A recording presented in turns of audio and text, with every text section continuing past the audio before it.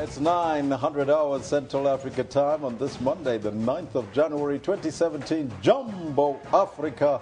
And a very warm welcome to the first hour here on Channel 4. This is the Newsroom. I'm Elvis Preslin. And I'm Kendall Makamate. We will be with you until 12 o'clock, so stay with us as we broadcast live from our Auckland Park studios here in Johannesburg to the rest of the African continent. But today we focus on the ANC's annual January 8 statement that was held at the Orlando Stadium yesterday in Soweto, where President Jacob Zuma cautioned members against factionalism and the abuse of branches ahead of the party's elective conference in December. And that's exactly why our question for the day is, what is your assessment of the early pronouncements made in the succession debate within the ANC? Well, that's a big question there. As you heard already, that the ANC Women's League pronounced that they want Nkosazana Dlamini-Zuma and, of course, Kusatu announced that they want Cyril Ramaphosa to be the president. But we're also conducting a poll today. Exactly, and what with all the rain we've been getting out in Johannesburg, we're asking you, do we still need water restrictions? Now, we've got quite a few answers that have come in already, Elvis. Yes, 131 votes, and 69% of you are very conscious about water restrictions and the need to save water. 69% of you are saying, yes, we should still have these water restrictions. 31% says, no, we still just want to shower for 2 hours.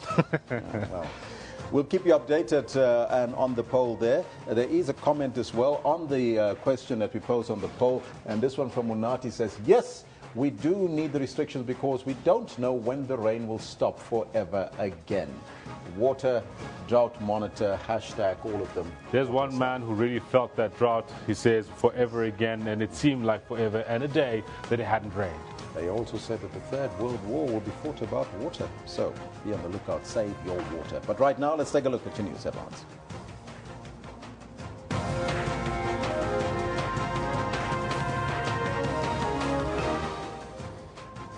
ANC's Gwede Mantashe lashed out at the ANC's Women's League for endorsing Dr. Nkosazana Dlamini-Zuma as the preferred candidate to succeed President Jacob Zuma. Applications for funding from NSFAS reopens today, so if you haven't done so, get in the queue. And Gauteng residents anticipate a wet week ahead, so lots of rain coming down.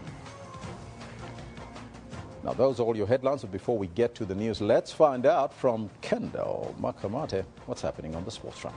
No, thank you very much, Elvis. Quite a lot happening on the sports front. Good morning to you. This is what we've got for you in the sports today.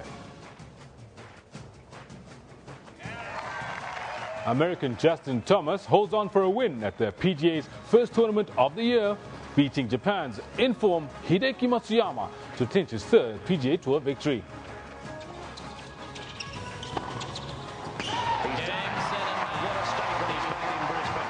Ahead of the season-opening Australian Open, Grigor Dimitrov beats Kei Nishikori to take his maiden Brisbane International title. Batshuayi, Pedro, oh, brilliant! Pedro braces cancels out to John Terry Red as Chelsea cruises to a 4-1 FA Cup victory over lower league side Peterborough. Pedro with another glorious finish.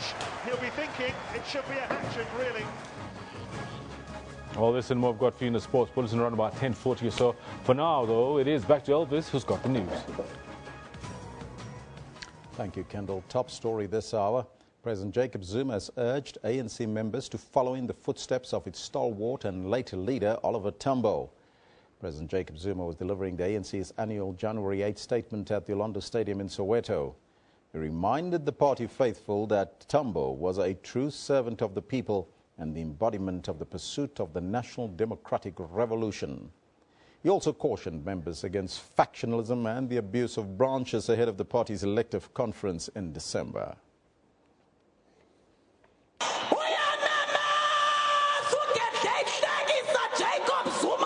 It's a packed stadium, and possibly the last time Jacob Zuma waves to the crowds on the party's anniversary as its president. The names of the contenders for his seat are in the hat. Kusatu, which has no voting rights, wants Cyril Ramaphosa, while the Women's League, with voting rights, is campaigning for Nkosazana Dlamini-Zuma. But the NEC, through President Zuma, has sounded the alarm. We therefore expect that ANC members will firstly conclude in-depth discussions about the principles that qualify comrades for leadership.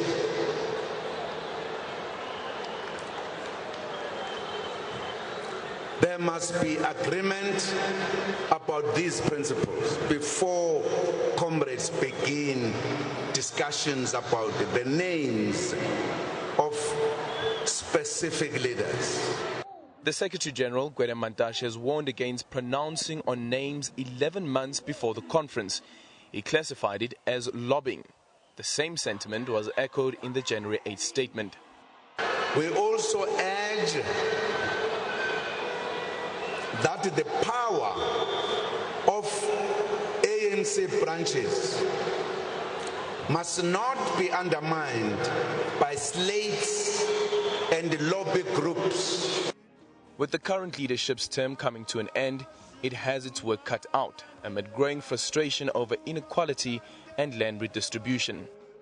This year, we shall begin to utilize the Expropriation of Land Act to pursue land reform and land redistribution with greater speed and urgency, following the prescripts of our Constitution.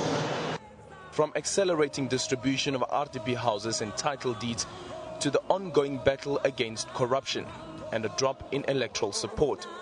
The question then is, what will be the legacy of the outgoing leadership? Aldrin Simpier, SABC News, Soweto.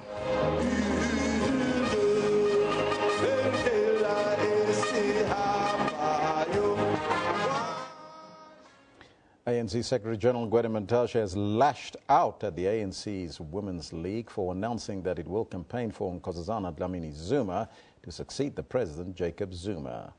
The announcement came on the eve of the ANC's annual January 8 statement at the Orlando Stadium in Soweto yesterday. The ANC will choose a successor to the President at its elective conference in December. The alliance partner, COSATU, has endorsed Cyril Ramaphosa. Actually, they are creating a complication for the ANC, deliberately so, because it is going to be impossible for us to stop provinces from doing the same. It was just unfortunate. We should have delayed a little bit, waited, opened the discussion. I have no problem with them discussing it, taking the decision. I have a problem with them pronouncing it because it opens up a can of worms and a floodgate. Meanwhile, the ANC's Women's League is standing by its decision. The most popular candidate is Comrade Nkosazana Dlamini-Zuma, but there was a unanimous decision on that she should be put as our presidential candidate and also as the face of the campaign of the ANC Women's League. Now, applications for funding from NSFAS reopened today. It's the second window for students to secure funding from the financial aid scheme. Now, this comes at a time when NSFAS is battling to recoup at least 14 billion rand from former beneficiaries. Speaking during the annual ANC January 8 statement, President Jacob Zuma urged all the stakeholders to speak with one voice while the Commission on Higher Education formulates long-term solutions to the fees challenge in tertiary education. President Zuma says that government has gone far beyond the prescripts of the Freedom Charter, ensuring that the doors of higher learning are open to all.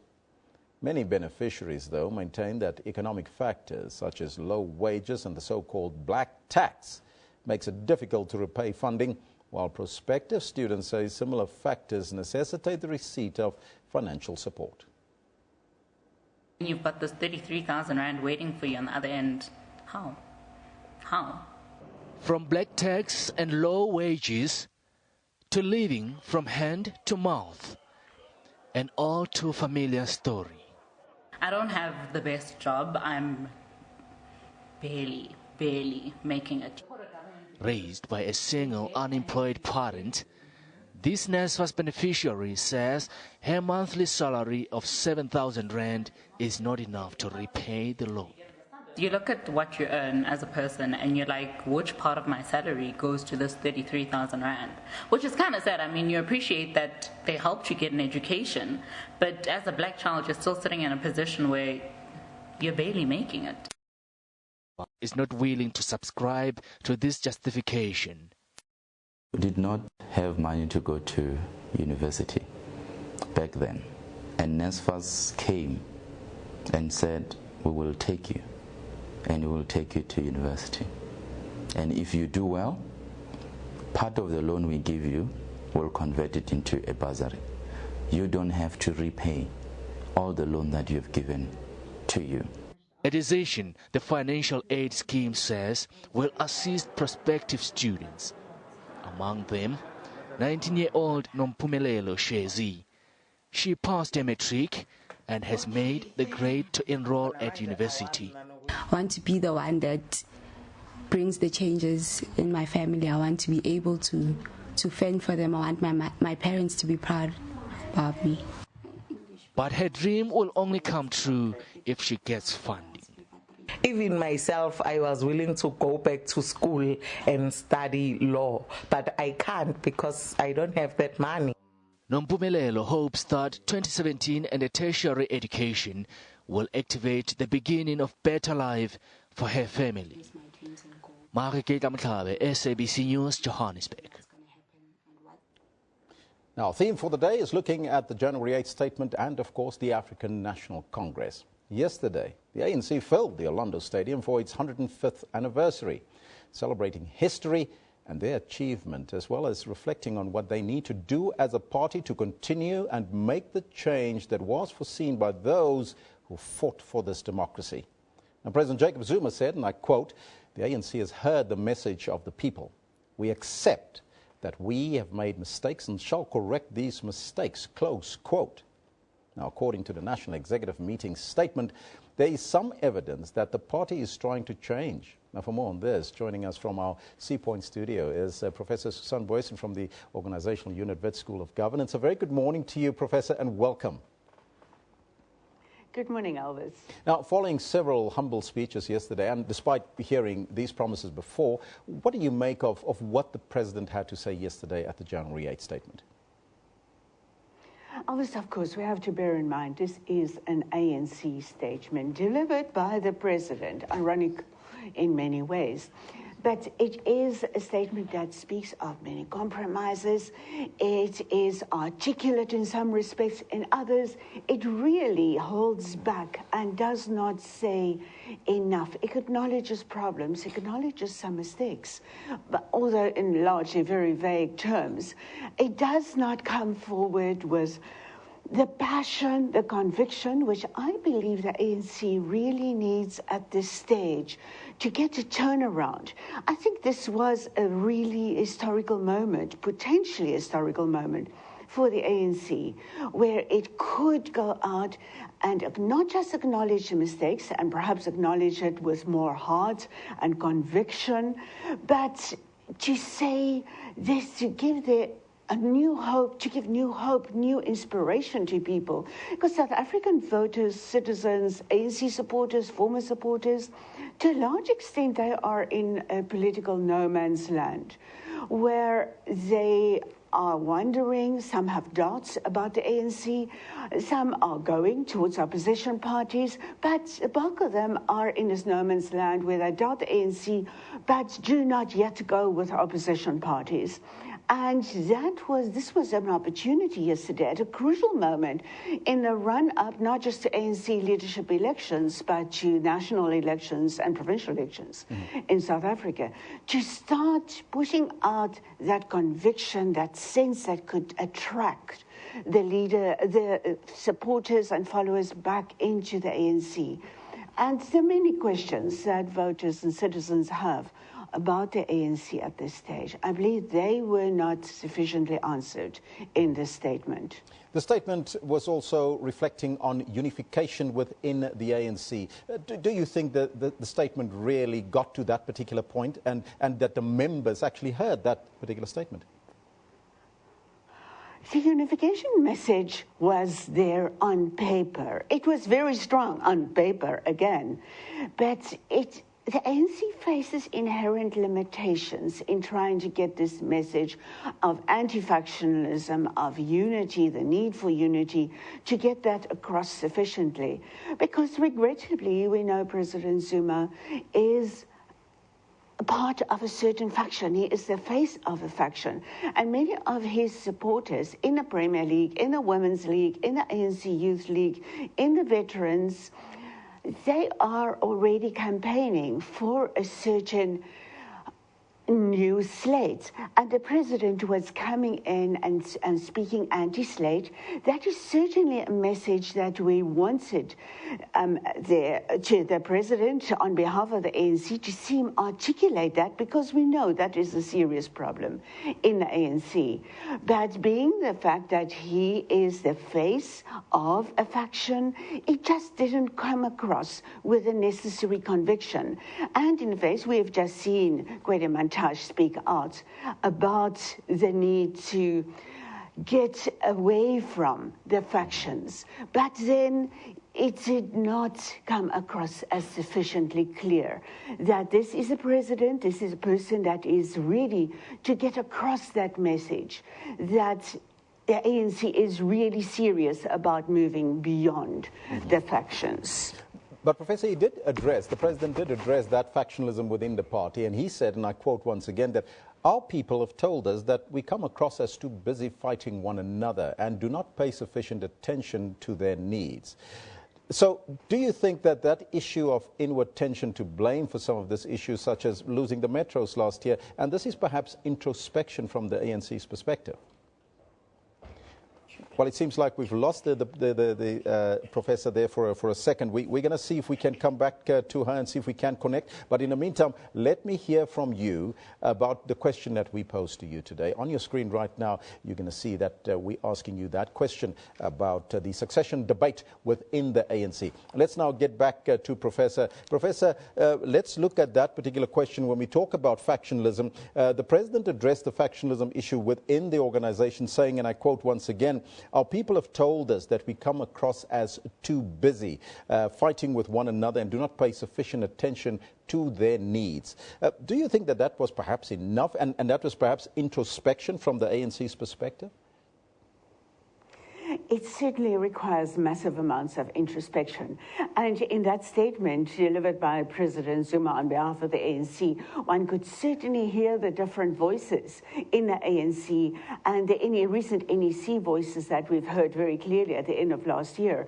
We could hear that come across, that there is a need, and people acknowledge that people in ANC acknowledge that people on the ground are very aware of the intense amount of infighting in the ANC and the extent to which that is distracting the ANC, taking the eye away from the ball of governing the country and looking at organizational integrity. However, again, we can just not, sadly, at this point in time, move away from the fact that the president of the ANC is in a faction. He speaks on behalf of a faction. He does not condemn specifically those factions that are propagating a certain line of succession on his behalf, as it is widely accepted in political circles. And this epitomizes so much of yesterday's ANC anniversary statement. The right sounds are there on paper, spoken repeatedly, and yet there is a lack of credibility. And that is one of the big dilemmas that the ANC faces at this stage. That huge discrepancy between what is necessary to get its credibility reinstated and what a factional section of the ANC can deliver when it comes to statements like this. Now, Professor, I'm going to ask you to hold on for a second. We're just going to listen to one story that came out of that because our acting political editor, Sophie Mokoena, also spoke to the ANC veteran, Andrew Mlangeni, and this is what he had to say. Today, the African National Congress, as you correctly say, is celebrating the 105th birthday 105th year since it was established in 1912. It's a long, long way that we have walked from 1912 to 2016. The ANC has had several celebrations. Every year the president addresses the people of South Africa, what we call the nation, but the people of South Africa, on the statement made by the National Executive Committee. So the president actually addresses the people of South Africa on behalf of the African National Congress, but in particular on behalf of the National Executive Committee. In other words, in this statement, the president talks to the people of South Africa on issues that have been tackled over the last year or so by the African National Congress. It talks to the people of South Africa on matters on which the African National Congress has achieved success, but it also talks on behalf on issues where the ANC has not been able to achieve, so that it's a balanced sort of statement. Our achievements and where we have not been successful. But what is important, Sophie, is that we acknowledge where we have made mistakes. I think that's the strength of the ANC. Where we have made mistakes, we acknowledge them and say, here we made mistakes and we have got to correct that. And where we have been successful, where we have been successful in achieving what the ANC stands for, we have also pointed out that to the people of South Africa. Ntate Mlangeni, looking at the theme, it's about celebrating OR Tambo, but the unity within the ANC. Last year, there were lots of tensions within the ANC and the tripartite alliance. As the veteran of the ANC, how can the ANC ensure that it's united?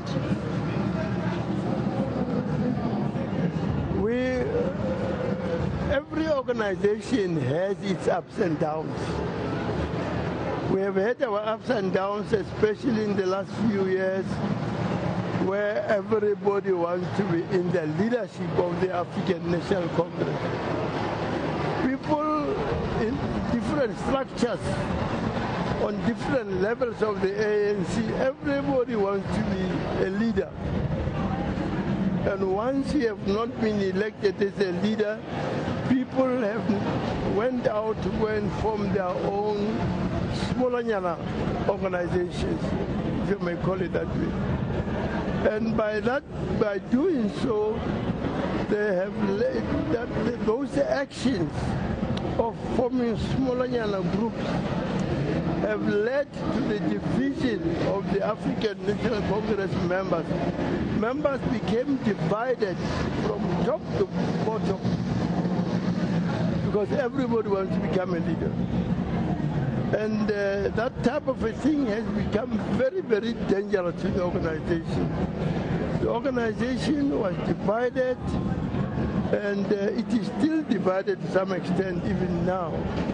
And we are working very, very hard in trying to bring about unity. What is important, and we should remember, is that if the membership of the African National Congress is not united, we cannot lead South Africa. We have got to be united.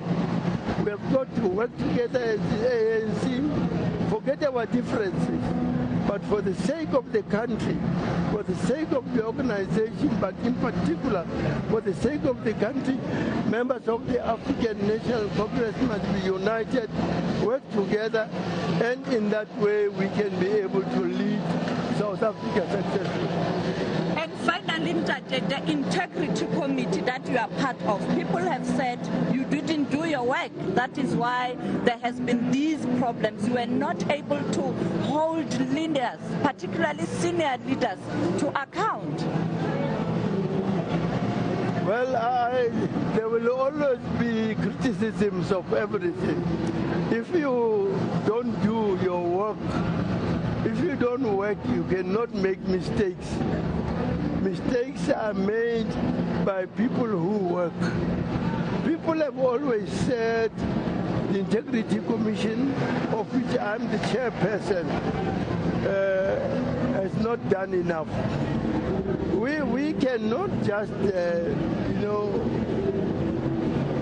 pick up anything and try to find out what that thing is. We have got to wait for matters to be reported to the Integrity Commission. And then on the basis of that, we then investigate. We don't just investigate anything we read about in the media. No, that's not how we work. Reports have got to be made, and also reports from the media.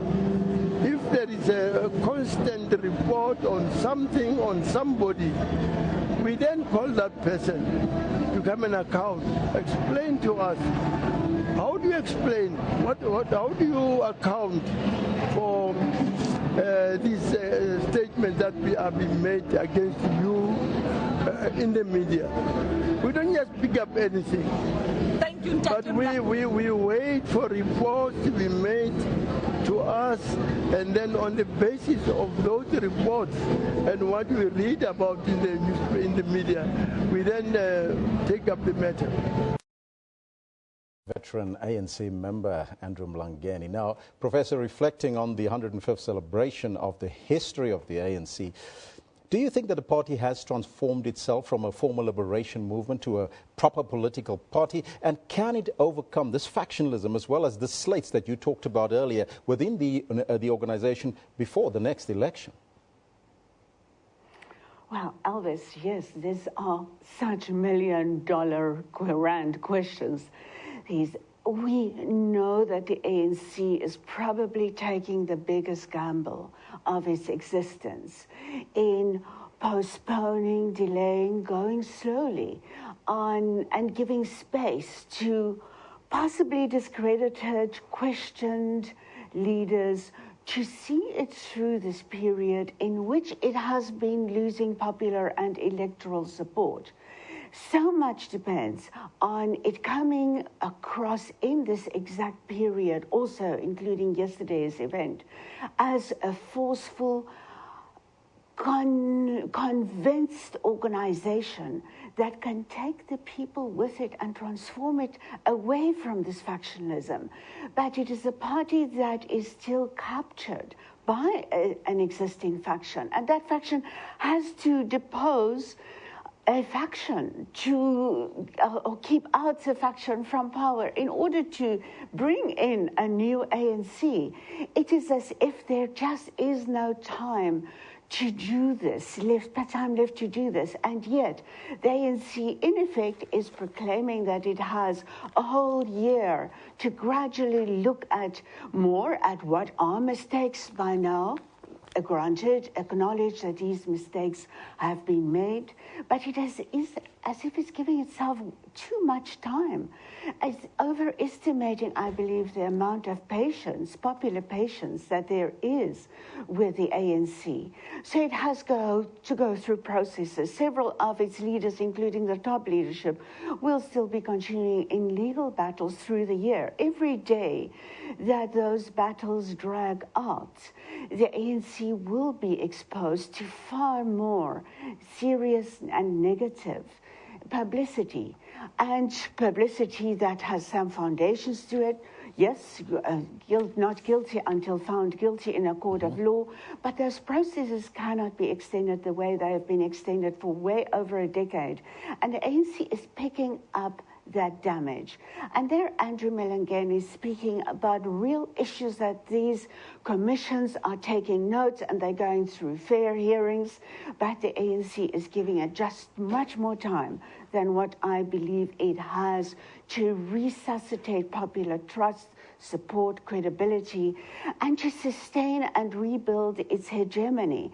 This is an organization of which the hegemony is slipping. The ANC has been synonymous with such immense hegemony, and that is slipping. And that is the basis on which the ANC could transform, or perhaps could have transformed itself from a very credible, by now very much said, former liberation movement to a modern political party.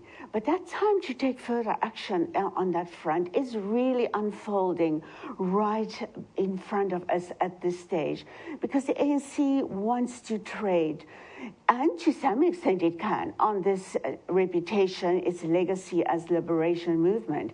But yet it's very much being judged nowadays, and it will be in the 2019 election, in terms of how it acts as a modern political party that is prepared to be judged by how well it implemented its policies in the most recent times. And not just as we saw so amply in yesterday's speech delivered by President Zuma, saying the ANC must and the ANC should and the ANC must emulate former stalwart leader Oliver Tambo. It would have been great for the ANC's next phase of potential electoral conquest, if it persists, for it to be able to say, let's emulate our current leadership, follow the current leadership in its example. Those examples are not there. Instead, Oliver Tambo, who is recognized as a great leader and hero, and yet those historic liberation times are done with. The ANC is being judged by what it has done in its 23 years, and especially in its last decade in power, where many new challenges are coming about, where the old policies have to be resuscitated, have to be implemented with vigor. And we heard yesterday, for example, on land.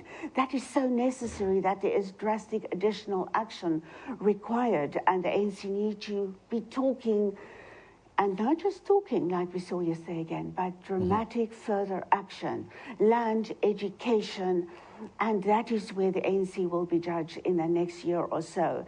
And it has to be a modern political party in order to do that. Professor, just briefly, we're asking our viewers this morning their assessment of the early pronouncements made in the succession debate within the ANC. Within 30 seconds, what's your take?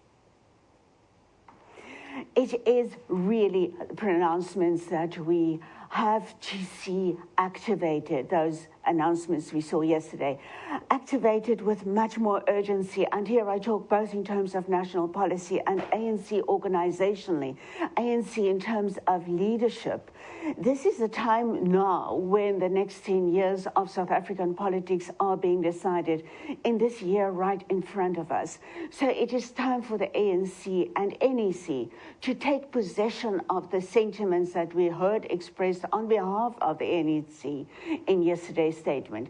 It is no longer time to say what the ANC will be doing. ANC needs to be judged also in terms of leadership and organizationally, given that it's very likely to persist as a leading organization in our society. It needs to be judged on how it acts and what it does to correct those mistakes, virtually on a daily basis, not somewhere in an unspecified future. Professor, thank you so much for your time and joining us in our studios there in Cape Town. Thank you, Elvis. That was Professor Susan Boyson. She is from the Wits University and, of course, looking at governance there. We'll discuss this even more a little bit after the break, but stay tuned. Let's now take a look at what's happening on social media. And we start off with the hashtag ANC 105 Orlando Stadium that was full to capacity yesterday as the President, Jacob Zuma, addressed the masses, speaking about their plans for the year ahead and addressing unity struggles and paying more attention to the poor. You can see some of the pictures there. Now, yesterday also marked the 1,000th day since the 276 schoolgirls from Chibok, Borno State in Nigeria were abducted by Boko Haram militia. The Bring Back Our Girls activists hosted a march to continue raising awareness of this scourge. And there you see the marches coming through as it was the anniversary of that day. 1,000 days since the girls are gone.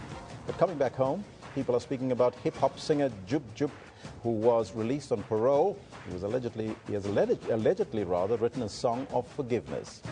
Peyton Brand says that Jub Jub was expressing his regret the only way he knows how. That's through music. Can we cut him some slack, you think? Well, this one there from Peyton Brand says he's expressing his regret, and the best way he knows is through music. Can we cut him then some slack? This one on the Twitter handle. Now, something a bit bizarre that started trending over the weekend, the hashtag dead pose, as you can see there. Here are some of the pictures being shared.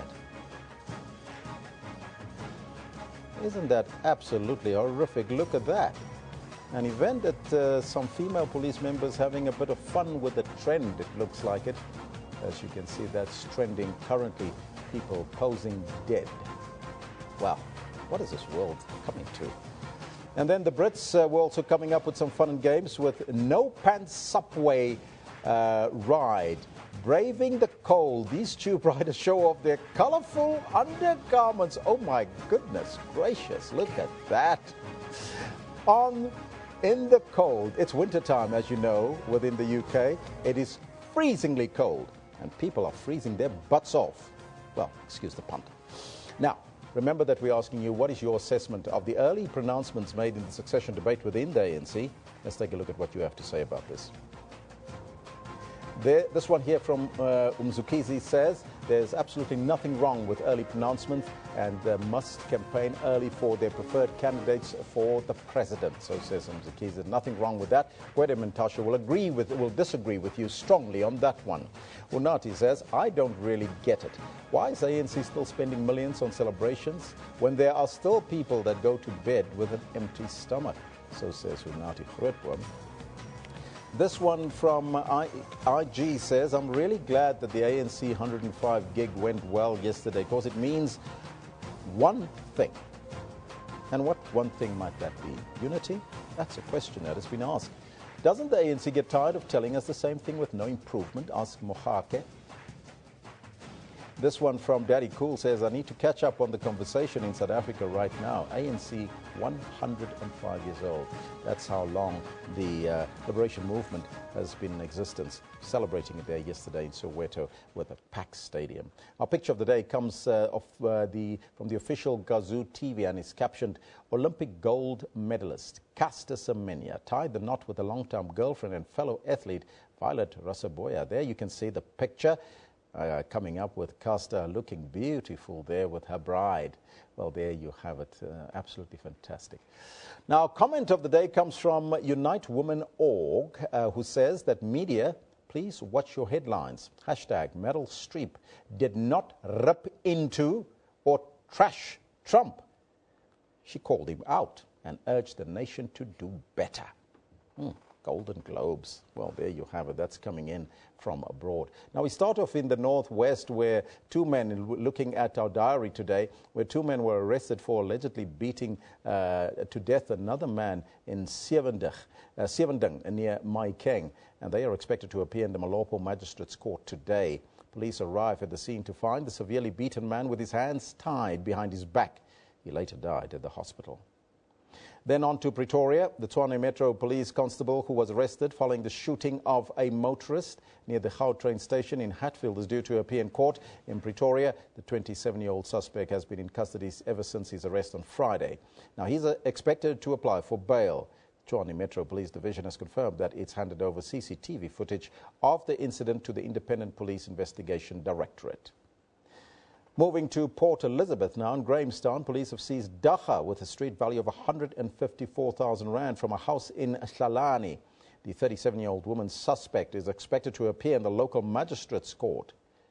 And then to the Western Cape now, a suspected gang member has been arrested and is expected to appear in the Humansdorp Magistrates' Court. He's been charged with attempted murder and pointing a firearm. Police say a group of men allegedly forced their way into a house in Jeffreys Bay and one of them opened fire. The police's K9 unit arrived and after questioning 5 men at the house, they arrested one person. I will keep you updated of all these stories as it unfolds right here in front of your eyes here on the Newsroom. So the question that we pose to you, though, we're coming back to our theme, and that is on the African National Congress. What is your assessment of the early pronouncement made in the succession debate thus far in the ANC? But still on the African National Congress and the 105th anniversary, celebrating history and their achievements, as well as reflecting back on what they need to do as a party to continue and make the change that was foreseen by those who fought for this democracy. Joining us now in studio is Dr. Leonard Martin, a social commentator. Dr. Martin, a very good morning to you. Good morning, Elvis, and good morning to the viewers. Now, we are asking that particular question to our viewers about the succession debate, but to you this morning, your thoughts on the overall January the 8th statement and what it meant for you. Well, Elvis, one thing that appears very clear from the January the 8th statement are the key issues that are, in fact, all core social issues relating to the intensification or transformation of the economy, the issues on unemployment, the issue on land in particular, but more importantly, the issue of the ANC regaining the top spot in terms of the narrative of a unified South Africa. Now, looking at that narrative, Doctor, do you think that that narrative that probably went a little bit haywire in 2016 with the local government elections where the ANC lost some steam, do you see that the ANC might be making that up towards 2019 for the general elections? Well, Elvis, I think the statements that have been made in relation to jobs and land and the economy speaks volumes of the type of pressures that are at play within the ANC, but more importantly, what the ANC would have to do to regain that narrative, particularly on the social front, particularly in relations to the poor. Though the statement already makes very clear what the 2019 election will be focusing on, and what would be necessary for that unity that the ANC is actually projecting. Now, some call the statement an honest assessment of the ANC to unify and self-correct itself. Do you share that sentiment, and is that perhaps a possibility? Well, it's one thing to have a realistic wish list, but the reality speaks its own language politically. So the issue of factionalism, which was spoken about quite frankly, is an issue that bedevils the actual moving forward on the part of the ANC. And that's a major internal political question that the ANC would have to master. The land issue, you mentioned that as well as the key issues that stood out for you in the speech. Can we safely say, though, that the land question was adequately addressed? Well, the ANC has highlighted the importance of the land question. But as you would know in South Africa, the land question has been at the center of the colonization of this country. It has been at the center of the apartheid regime. How it configured itself, and it remains at the center of what would reconfigure South Africa politically and economically. So it's an issue that the ANC is beginning to indicate would become a major question in terms of the next election. Now, I've also asked my previous guest the same question because we're asking that to our viewers. The succession debate has been thrown wide open. The Women's League said that they endorse Nkosazana Dlamini-Zuma as the next president, while COSATU, another alliance member, saying that they endorse Cyril Ramaphosa. Your thoughts on this, and do you think that that pronouncements were probably made too early? Well, there are two ways to look at it. These pronouncements in terms of candidacies, whether they are coached as preferences or otherwise, are actually indicators of the intensity of preparations for the next election. So they are not merely issues relating only to the ANC's power struggle, internal power struggle, but they actually tell us how these power struggles within the ANC are going to affect the move towards the next election.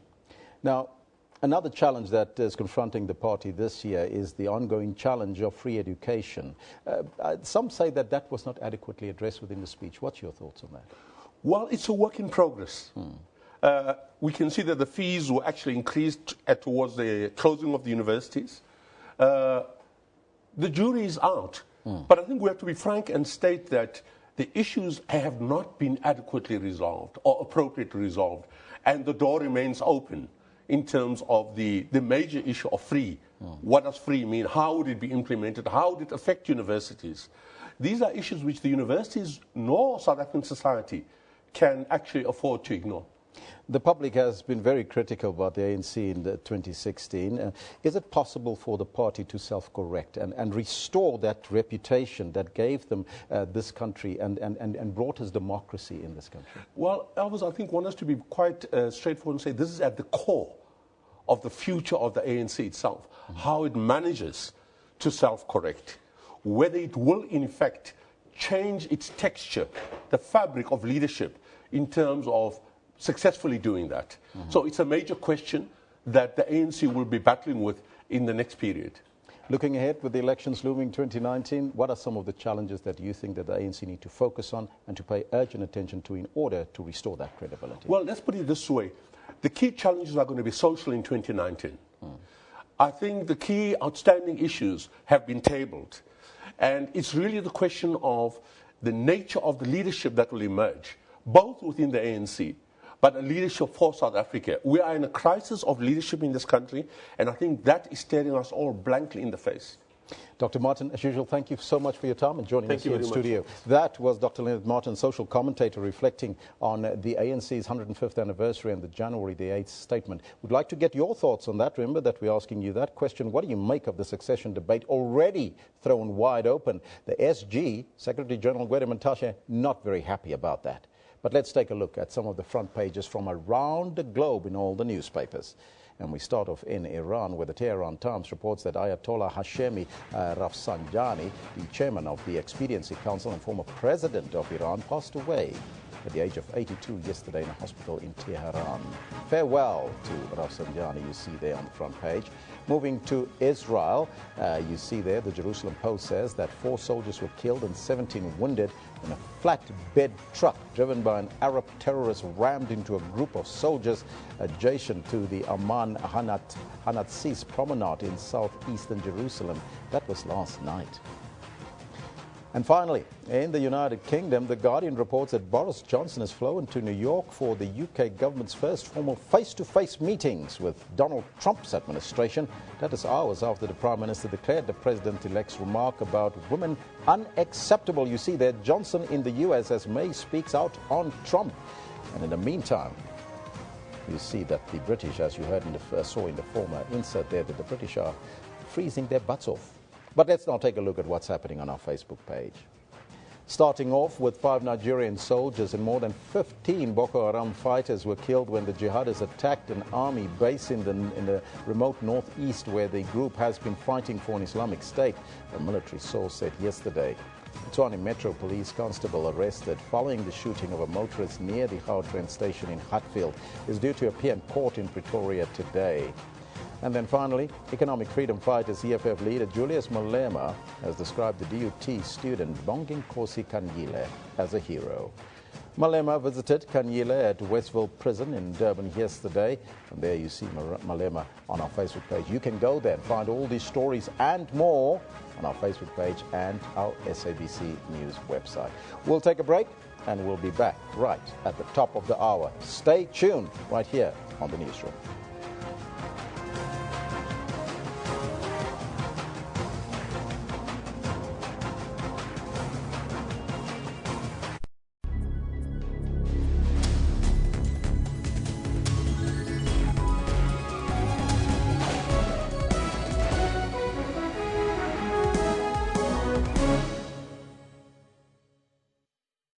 SABC News Prime Time, live from Johannesburg. Police have made a massive drugs bust in Khayelitsha on the Cape Flats. They seized Mandrax tablets worth 26 million rand. The 529,000 Mandrax tablets seized were hidden in an underground storage facility. A scavenging insect, which has destroyed tomato fields abroad, has been spotted locally. Several organizations are working together to fend off this potential catastrophe. In 2008, it jumped the Mediterranean from Spain and caused havoc in 15 African countries. Keeping you up to date with business developments. There's no shortage of money in the system. There's a shortage of implementation capacity. to actually get things done. Always on point with news of the day. May has promised radical social and economic reforms, fueling speculation over the future of current senior figures. On the ball every time with all sports codes. The Joburg side already have a quarter-final at home, and a victory against the Argentines will ensure home semi-final.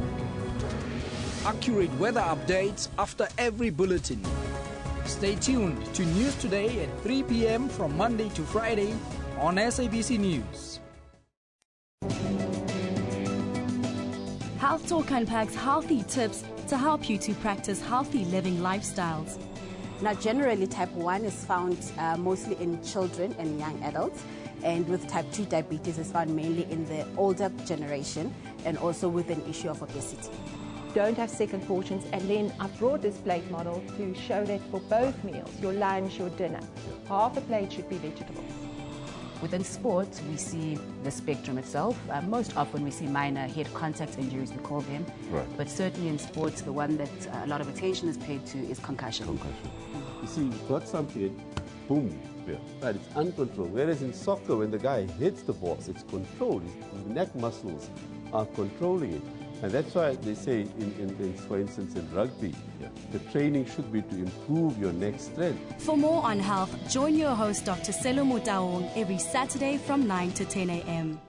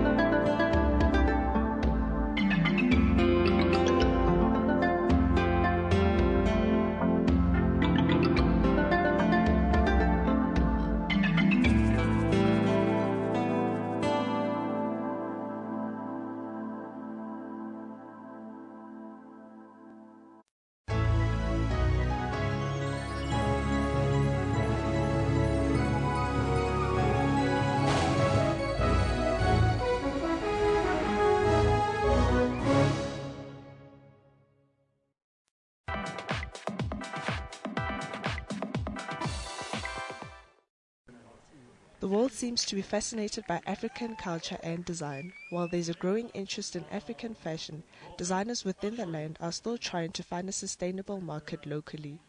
Fashion shows like Fashion Without Borders is all about providing opportunities for the less fortunate to grow and get exposure, plus turn their talent into business. The show sees 15 different designers from across the continent showcase their latest in trends for that season. It's about giving platform to the young designers who've got talents all around Africa. Because our aim is Fashion Without Borders. That means we break the barrier. We go around Africa looking for young entrepreneurs, young people that got talents to give opportunity of retail and also the opportunity of showing their talents all around Africa. The event, which is hosted in Botswana, Gaborone, highlights well-established designers and gives them opportunity to show their work and draw inspiration from other designers in the continent. This year's theme was Trends of the Decade, celebrating 50 years of Botswana's independence. Fashion and music, they're both a universal language, and if we didn't love fashion, we'd be naked. And what brings us all in common is fashion. Here you are looking all fabulous. We're all here because of fashion. You go anywhere around the world, it's always about fashion. The clothes you wear, whether you're directly impacted by fashion or indirectly, but fashion is a common denominator. In the past few years, we've seen growth in both African fashion and overall industry. For many designers in other parts of Africa, like Zambia and Namibia, it's difficult for people to recognize their true potential due to lack of exposure. But fashion shows like these, there's been a significance made. It's a good platform because you'll find that this one is more broader than the one that we normally do locally. Like right now we're having SABC. At least South Africa, they can try to appreciate what we are doing from that side. From the time I started, the fashion industry in Zambia has really grown. We really have a lot of talent, and it's just overwhelming to see just how many emerging fashion designers are coming up. Still more, African designers are thriving outside the continent. We've seen the promotion of Africa fashion outside of Africa starting to heighten interest and fascinating individuals from different parts of the world. The event afforded artists a chance to explore opportunities with positive influence and as well as bring guests to the trendiest of designs this season. It's really helping a lot because it's giving them exposure, because we don't really have a lot of fashion shows around, and it's one of the fashion shows that we look into during the fashion season. Hence why I came out tonight, of course, with one of my good friends who works for Botswana Explore BW. She's also a journalist, to come and just see the latest in winter trends. And I'm super excited. I'm also supporting young BW models who are actually a part of it. I think it's a great idea, phenomenal. I'm super happy to be here. In terms of fashion, Botswana has been pretty quiet, or it's a wake-up call to us as Botswana to actually see what is out there, to actually experience what other countries are experiencing. And I'm very happy that it's Fashion Without Borders.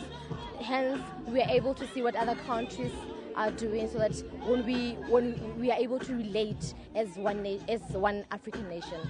Opportunities within the fashion business have increased in Africa, although there's much room for improvement. This is proof that the fashion industry is growing, and this is just the beginning.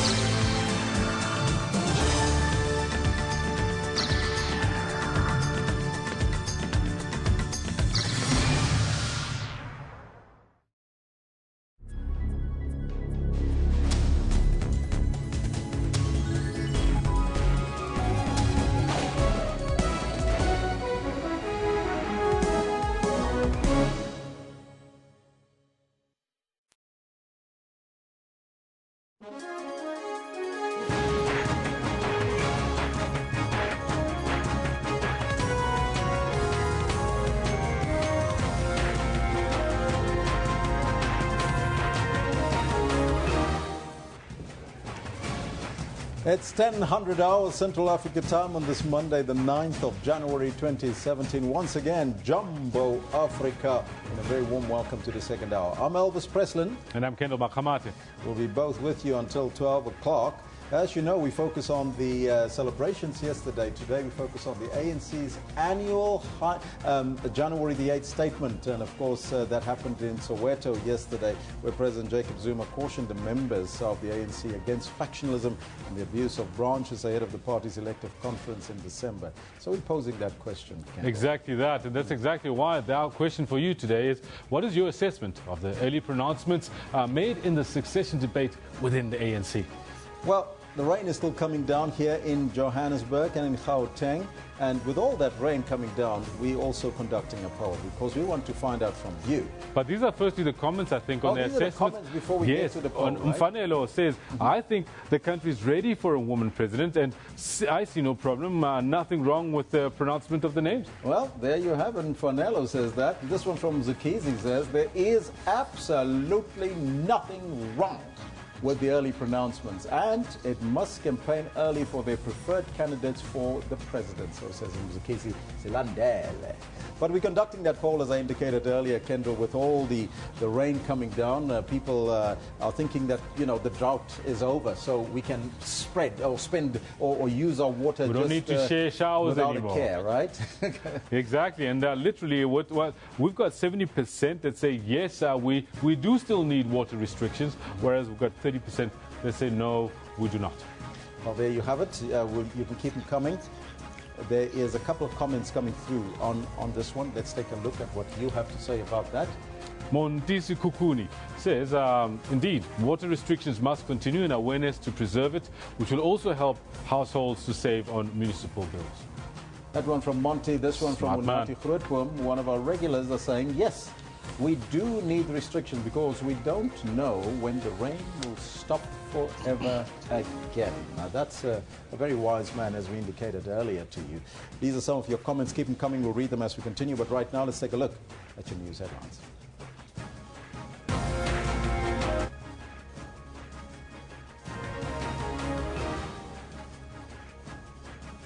ANC Secretary General Gwede Mantashe lashed out at the ANC Women's League's as Women's League for endorsing Dr. Nkosazana Dlamini Zuma as the preferred candidate to succeed the President Jacob Zuma. Applications for funding from NSFAS reopened today. And Gauteng residents anticipate a wet week ahead. Now, those are all your headlines, but before we get to the news, let's find out from Kendall what's happening on the sports front. Elvis, thanks very much. Quite a lot happening on the sports front. Good morning to you. This is what's coming up in sports today. American Justin Thomas holds on for a win at the PGA's first tournament of the year, beating Japan's in-form Hideki Matsuyama to clinch his third PGA Tour victory.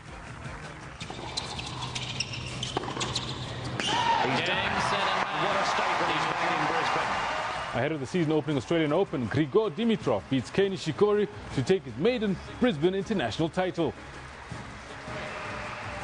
Batshuayi, Pedro, oh brilliant! A Pedro brace cancels out to John Terry Red as Chelsea cruises to a 4-1 FA Cup victory over lower league side Peterborough.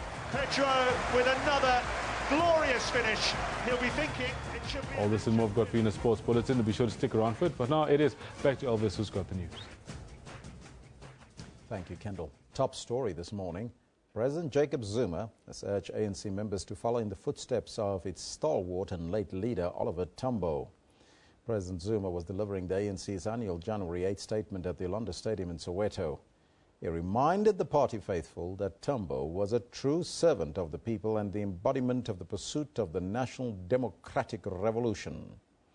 He also cautioned members against factionalism and the abuse of branches ahead of the party's elective conference in December.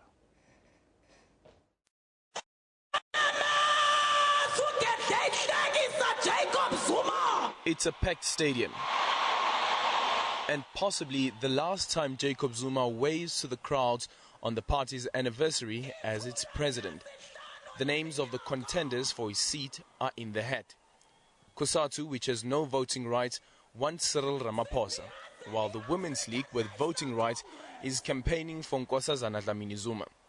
But the NEC, through President Zuma, has sounded the alarm. We therefore expect that ANC members will firstly conclude in-depth discussions about the principles that qualify comrades for leadership.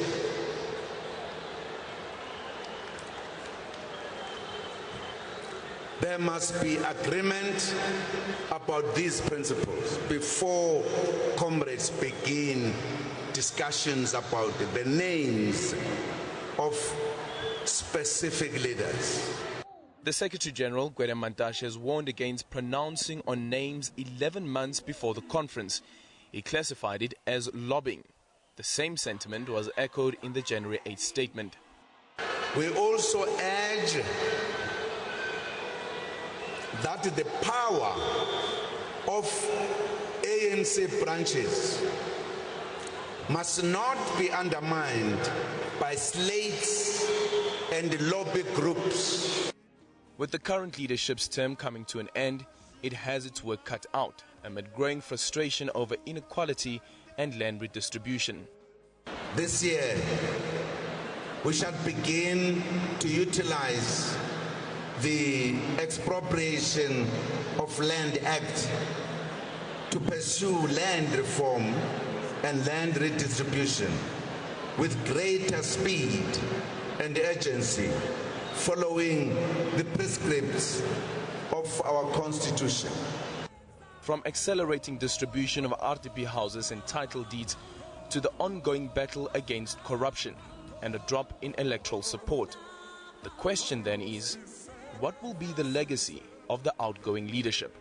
Aldrin Simpier, SABC News, Soweto.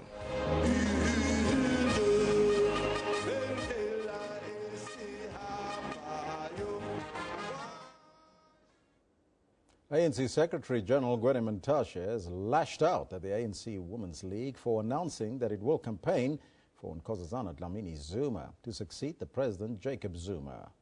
The announcement came on the eve of the ANC's annual January 8 statement at the Yolanda Stadium in Soweto yesterday. The African National Congress will choose a successor to President Zuma at its elective conference in December.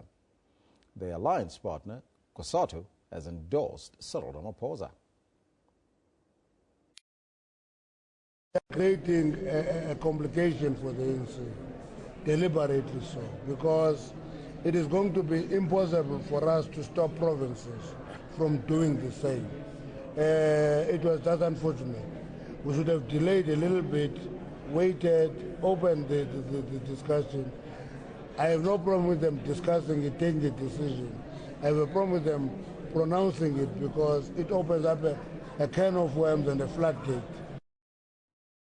Meanwhile, the ANC Women's League is standing by its decision.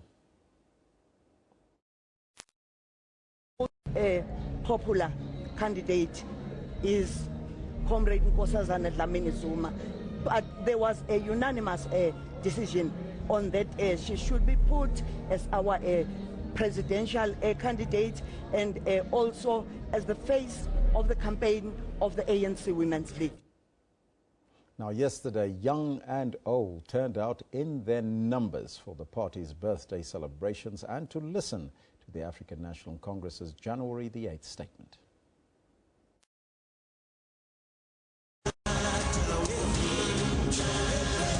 Not even the rain could deter the ANC supporters. They came to get their marching orders, but to also reflect on a party that has been battling divisions and factionalism. ANC stalwarts say this must be addressed. We have had our ups and downs, especially in the last few years, where everybody wants to be in the leadership of the African National Congress. People in different structures, on different levels of the ANC, everybody wants to be a leader.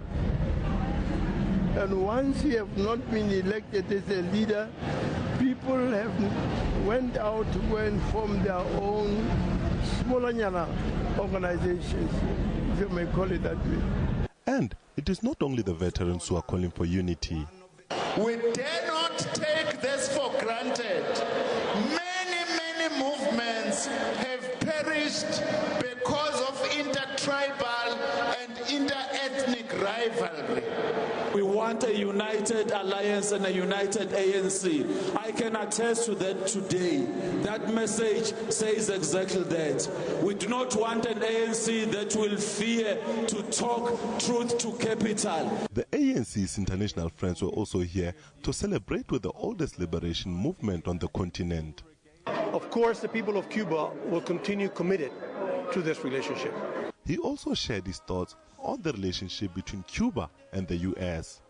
On the part of Cuba, which is what I can talk about, we have the full determination and the willingness to continue to strive towards a more civilized, a more respectful, and a friendly relationship, if possible, with the United States. ZANU-PF was also represented. The ANC has been an inspiration to all our liberation movements in Africa and beyond. He also commented on the issue of women leadership on the continent. Oh, that's an interesting one. This does not apply only to the African continent. If you look at the Eastern Europe, Western Europe, including America, you will notice that very few female leaders have come up. Now, the challenge for the ANC going forward is to prepare for the policy and elective conference. Nhlanhla, SABC News, Johannesburg.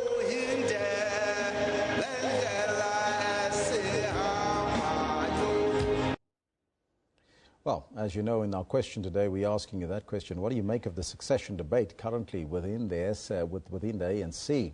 And we await your comments. We'll read them as we continue. That's on your screen right now. Your assessment of the early pronouncement of the succession debate within the ANC. Let us know what's on your mind. Other news now. Applications for funding from NSFAS reopened today. It's the second window for students to secure funding from the financial aid scheme. Now, this comes at a time when NSFAS is battling to recoup at least 14 billion rand from former beneficiaries. Speaking during the annual ANC January the 8th statement, the President, Jacob Zuma, urged all stakeholders to speak with one voice while the Commission on Higher Education formulates the long-term solutions to the fees challenges in tertiary education. President Zuma says that government has gone far beyond the prescripts of the Freedom Charter in ensuring that the doors of higher learning are open to all. Many beneficiaries, though, maintain that economic factors such as low wages and the so-called black tax makes it difficult to repay funding, while prospective students say similar factors necessitate the receipt of financial aid. 3,000 rand waiting for you on the other end. How? From black tax and low wages to living from hand to mouth, an all too familiar story.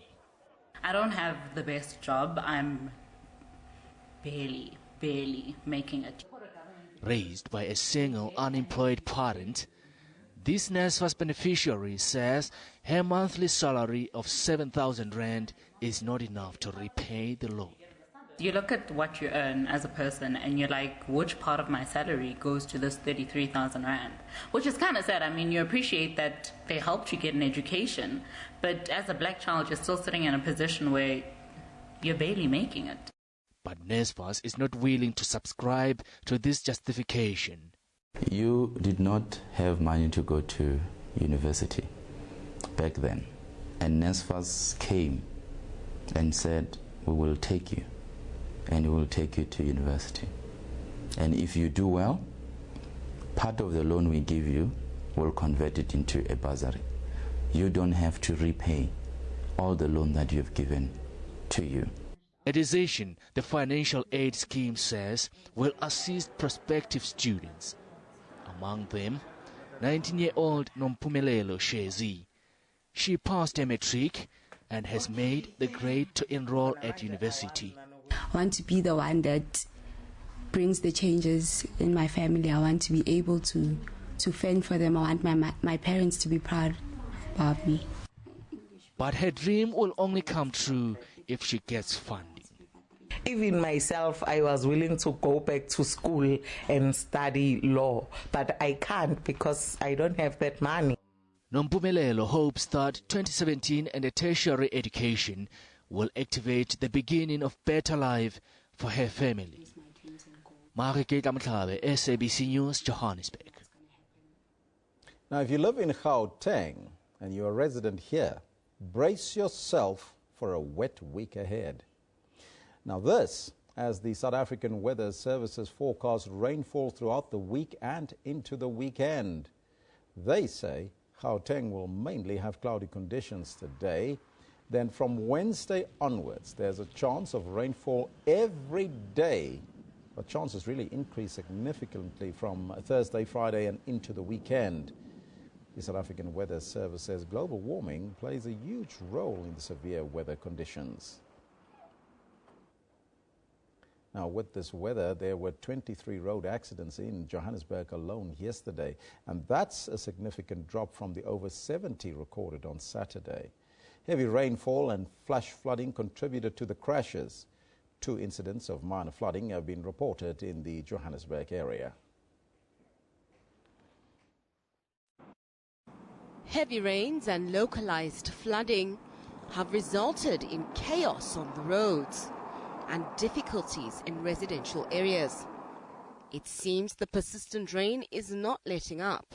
As you can see, provinces as the Free State going to KZN, Interior, Mpumalanga, Limpopo province, including Gauteng, we're expecting only 30% chance of rainfall as at low pressures moving further at southern parts. We're expecting fog patches in the Eastern Cape, especially in the morning, and in the southern parts of Western Cape and along the Northern Cape coastline, still expecting fog patches for tomorrow morning. We still have a warning from the South African Weather Service for high rainfall in places over the northern parts of Gauteng, going into Mpumalanga, southern parts of Limpopo, and northeastern parts of the Northwest province. Smith Street off the M1 North had to be closed off after the road flooded overnight. The situation was compounded by blocked stormwater drains. Municipal workers cleared the drains of the debris so the water could be pumped out. The inclement weather has also impacted on traffic flows on the roads.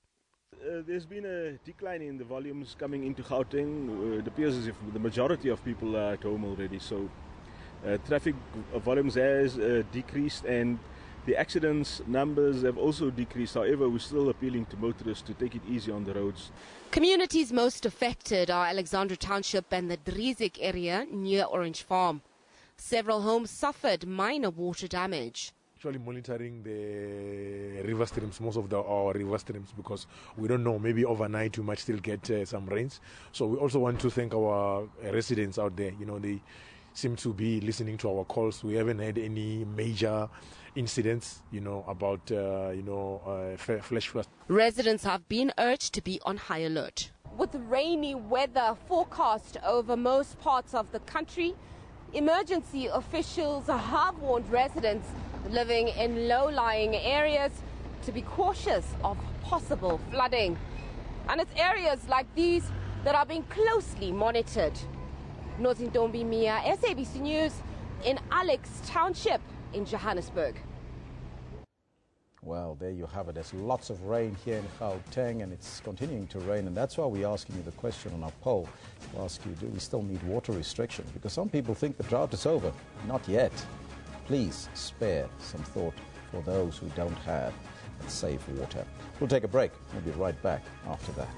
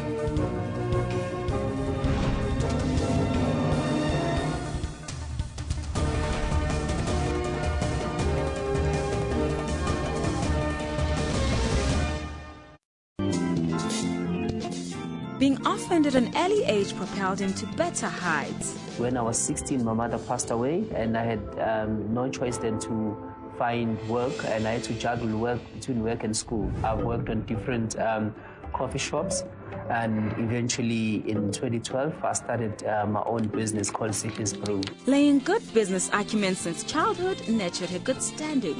I happened to grow up in a family where my father is a businessman, and as a businessman he used to have lots of friends from different parts of the world.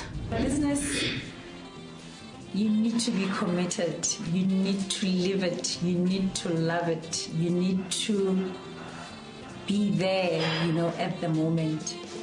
For more inspiring stories, stay tuned to Bupilong every Friday.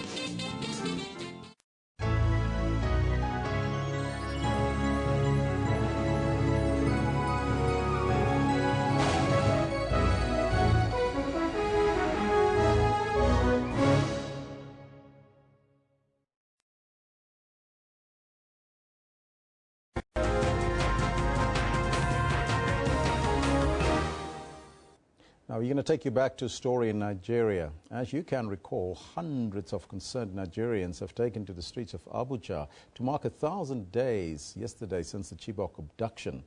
More than 200 schoolgirls were then kidnapped in April 2014 by the extremist group Boko Haram. Only 21 were released last October. The Bring Back Our Girls campaigners are also in support of the protest. They feel that the government has done nothing concrete for the safe return of the girls.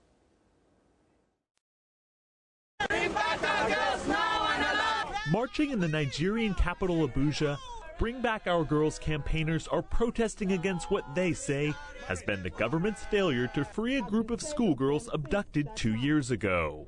The Bring Back Our Girls movement worries that the Nigerian government has once again relapsed to the same complacency, lethargy and inertia that has been recurrent on this tragedy. We stop!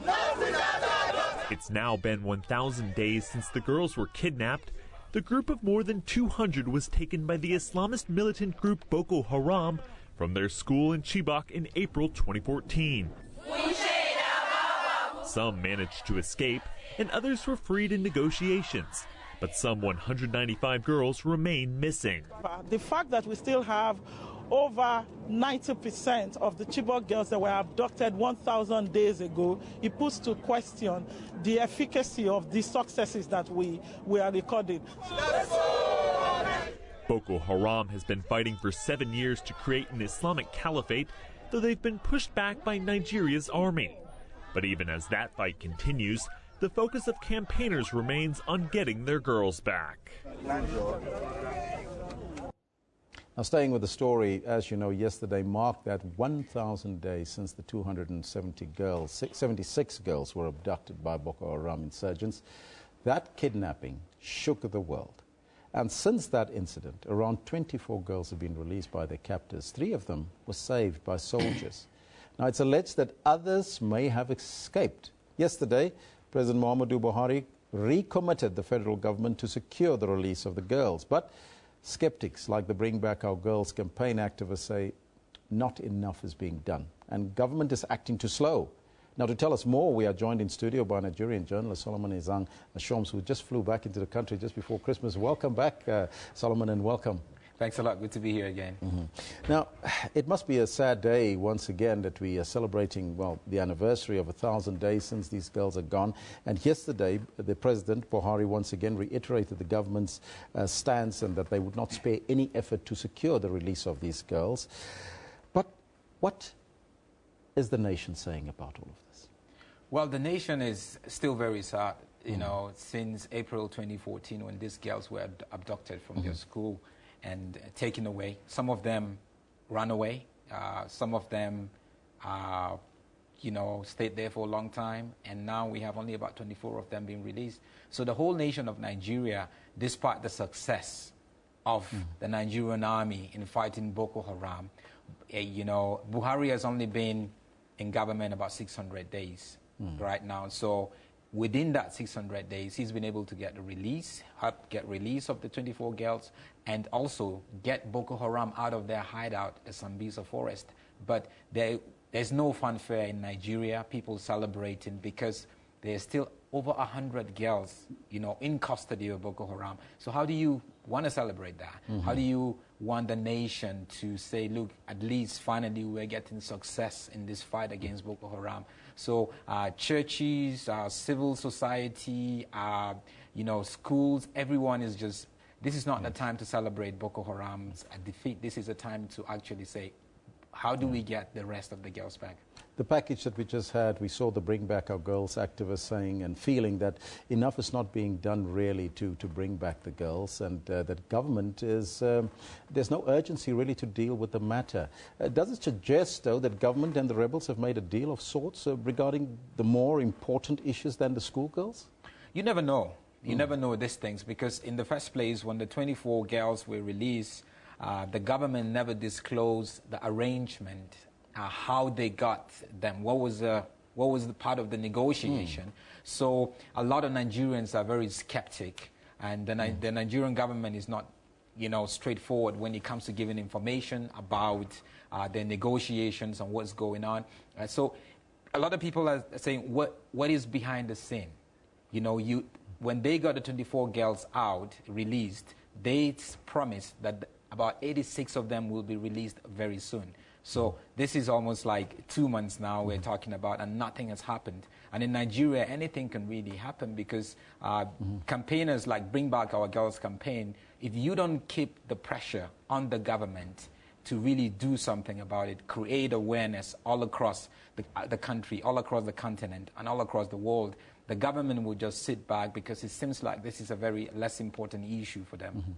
Now, you did indicate that at least there is some movement, because Boko Haram has been removed out of some of the areas there. But is enough being done, and is there enough pressure being put on Boko Haram to make sure that they do not control these areas? We believe that Adamawa State, Borno, as well as Yobo States, and even Chad's Great Lakes region were some of those areas that was ransacked, but they were taken back by the government forces. Yes, Boko Haram has always been stationed in Borno State, which is right there close to Lake Chad. So they always operate between Borno State and Lake Chad region, and they hide out, in Sambisa forest. But right now, they got chased out of there. But at the same time, we're beginning to see some sort of presence in Adamawa State, like you rightly mentioned. We're beginning to see suicide bombers, going in there. So how do you now make sure that you don't concentrate on one location, one geographical location, and ignoring other hotbeds in the southeast region of Nigeria? And that is one area that the security, the Nigerian army and everybody needs to sit down and say, we need to get a strategy around it. Do we even have the resources to get a strategy around it? Do we even have a strategy around it? Because Nigeria, security-wise, you can basically get away with a whole lot of stuff, and you can, blow up a bomb anywhere. But how do we make sure that some of these key places are protected, communities are protected, families are protected, cities are protected? We don't see that, and we don't even know if the government and the army has a strategy around it. There are some reports that suggest that some of the girls that was been reintegrated back into community that was released by Boko Haram are now being used as suicide bombers. Are those reports correct, and is there a sense that this is a problem area? It's a problem area because some of the girls have been indoctrinated. Some of them don't want to go back to school anymore, and also it's going to be part of Boko Haram's strategy to say, let's get them back into society and then you reuse them again. So that's definitely one area that we have to look at. I'm not sure how effective that is or how that plan has been going on, but one thing I can also say is some of the girls that were abducted and released, rather, the government has kept them together for a very long time. Even their parents right now don't have access to them. They're supposed to be going through trauma counseling and, really detoxing what they've been through. But their parents need to have access to them. They need to be able to see them. They need to be able to spend time with them. But it's almost like a couple of months now. Now, here's a timeline of the abduction. April 14th, 2014, 276 female students were kidnapped from government's secondary school in the town of Chibok in Borno State. May 2014, on the 4th, the president then, Goodluck Jonathan, spoke publicly about the kidnapping for the first time. Then on the 5th of May, a day later, a video in which Boko Haram leader Abu Bakr Shekau claimed responsibility for the kidnapping of the girls emerged then. And as we continue, if we scroll to the next one, as we continue, you'll see that on the 9th of May, former Boko Haram negotiator Shehu Sani stated that the group wanted to swap the abducted girls for its jailed members. And then moving to the 26th, the Nigerian Chief of Defense Staff announced that the Nigerian security forces had located the kidnapped girls. So they know where the girls are. Yeah. Apparently there was an issue at that point in time that the security of the girls are more important than bringing them out of the hands of Boko Haram. I would not believe that at all. I would definitely not believe that. I think it is just the lack of adequate arms. The Nigerian army is not equipped enough, you know, to take on Boko Haram, because Boko Haram in itself is very sophisticated as a militant group. Yeah? As a group, they're very sophisticated. But the Nigerian army is only the last 1 year. The Nigerian army has re-equipped itself and gotten support from maybe the French government, the British government, and the Canadian government to be able to do this. So that was just no excuse, because for me, if you've located the girls, if you look at the timeline also, you know, when the incident happened, it took about 2 weeks for the president to make a statement. Yes. So you just look at the timelines. Boko Haram at one point offered the opportunity to negotiate, give us our jail members and we release the girls. If I was the government, I would really sit down and really look at it, you know, because we're talking about young lives here. We're talking about innocent girls. You know, you can release the jailers and get a strategy later on to conquer Boko Haram. But all that, I think, a lot of it is talk, because sometimes the governments tend to talk just to silence people or to make people feel that we're doing something about it. You did indicate earlier that there's no fanfare when the government does make inroads, but the Bring Back Our Girls has been very critical about the government not doing enough. What are they doing, though, to make sure that the memory of the girls do not fade away? The Bring Back Our Girls campaign is the biggest campaign project around the Chibok girls. You know, they've actually gotten a global network, global presence. And what they do now, like yesterday was a 1,000th day since the girls were abducted, and throughout the week, from yesterday on, you know, all the way to Saturday this week, they're going to be working from the Unity location, which is close to the Hilton Hotel in Abuja, to the presidential villa every day, working there. And for every day, there is a different theme. So the emphasis, like, for each day would be different. There's a team for security, you know, getting security for the nation. There's a team for the girls, you know, the girl child, how Nigeria as a country treats and see the girl's child. There's an emphasis on the economy, just issues that are around, you know, the girl child in itself. And they've also been able to do a lot of media campaign globally. You know, I went through some websites and online. I saw a lot of, you know, media across the US and Europe. They actually talking about the campaign and all that. And that's what you need, because that way the governments of different countries and organizations would be aware of it and put a bit of pressure on the government. Now, you're back in South Africa, but you as a journalist, you've been investigating a number of stories in Nigeria, and you have come under threat yourself. Tell us about that. What is happening? I've been, you know, writing quite a lot about pastors who, you know, defraud people, manipulative. I call them false prophets and false pastors. We have doom pastors now in South Africa. There's doom as well. pastors, there's the snake pastors. So it's a problem that we have in South Africa. People are being taken advantage of.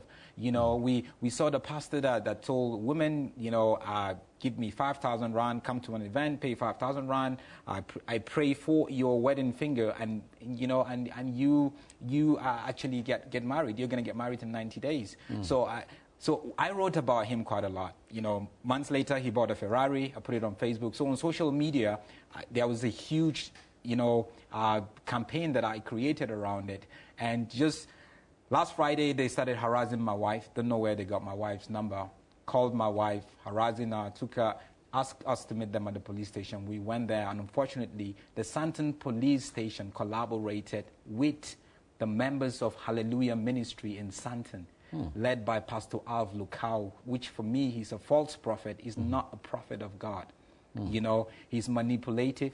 He's a serial adulterer. He's supposed to be a custodian of morality. Yes. You know, but he's a serial adulterer. He threatens people.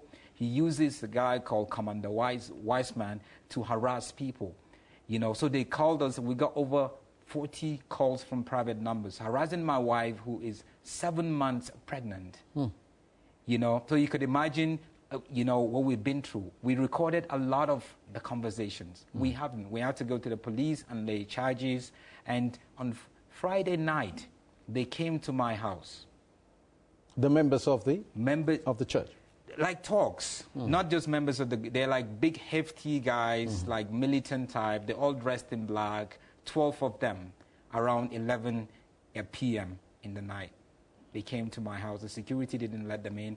Some of the residents were a bit worried what's going on around here, because we could see that there's been a, you know, maybe there's a break-in or theft or whatever. But Hallelujah Ministry and Pastor Alv Lukau, for me, they are totally, that's a cult, it's not a church. Well, have you reported this to the police? I've reported it to the police. Let's hope they can on Friday, and we've been writing quite a lot of it, you know, around Facebook and talking about it.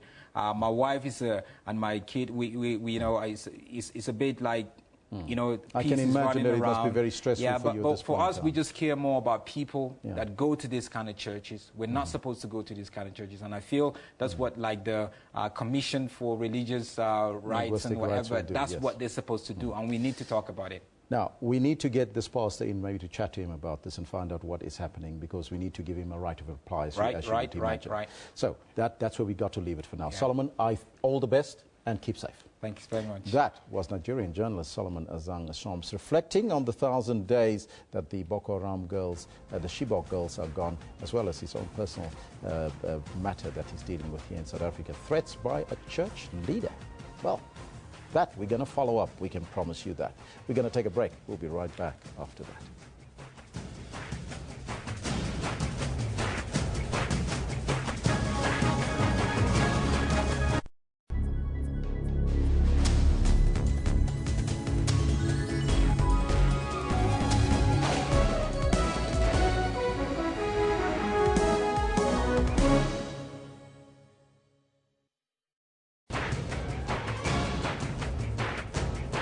What is a national anthem, and why do we need national anthems?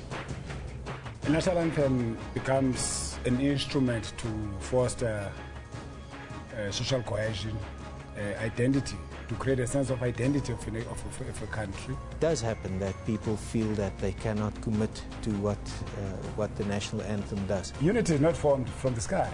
People don't just despise the national anthem, but it is because of certain things that are actually happening. The issue of languages, for instance. The issue of apartheid statues and monuments.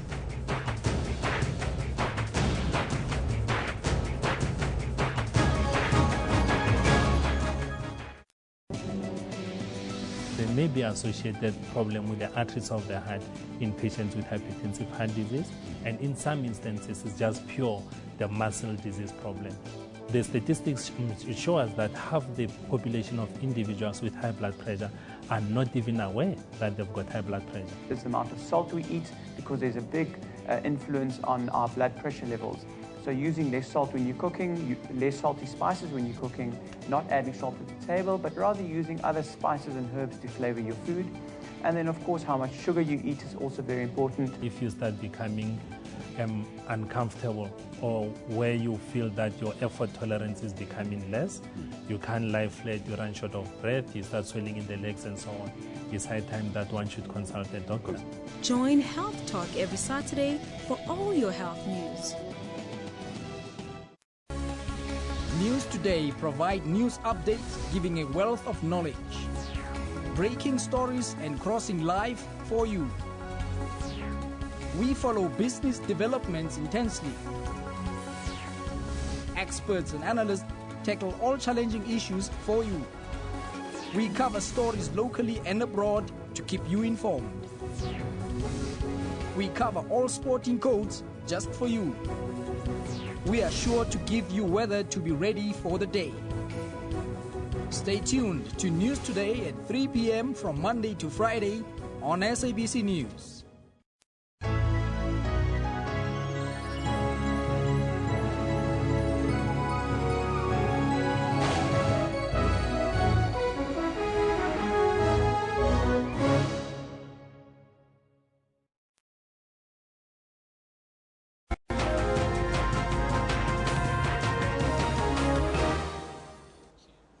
Good morning, welcome back. It's time for the sports. I'm Kendall Makhamate. We start off with a golfing story where Justin Thomas recovered from a late double bogey and held off a last day challenge by Japan's in-form Hideki Matsuyama to clinch his third PGA Tour victory by 3 shots at the SBS Tournament of Champions in Hawaii.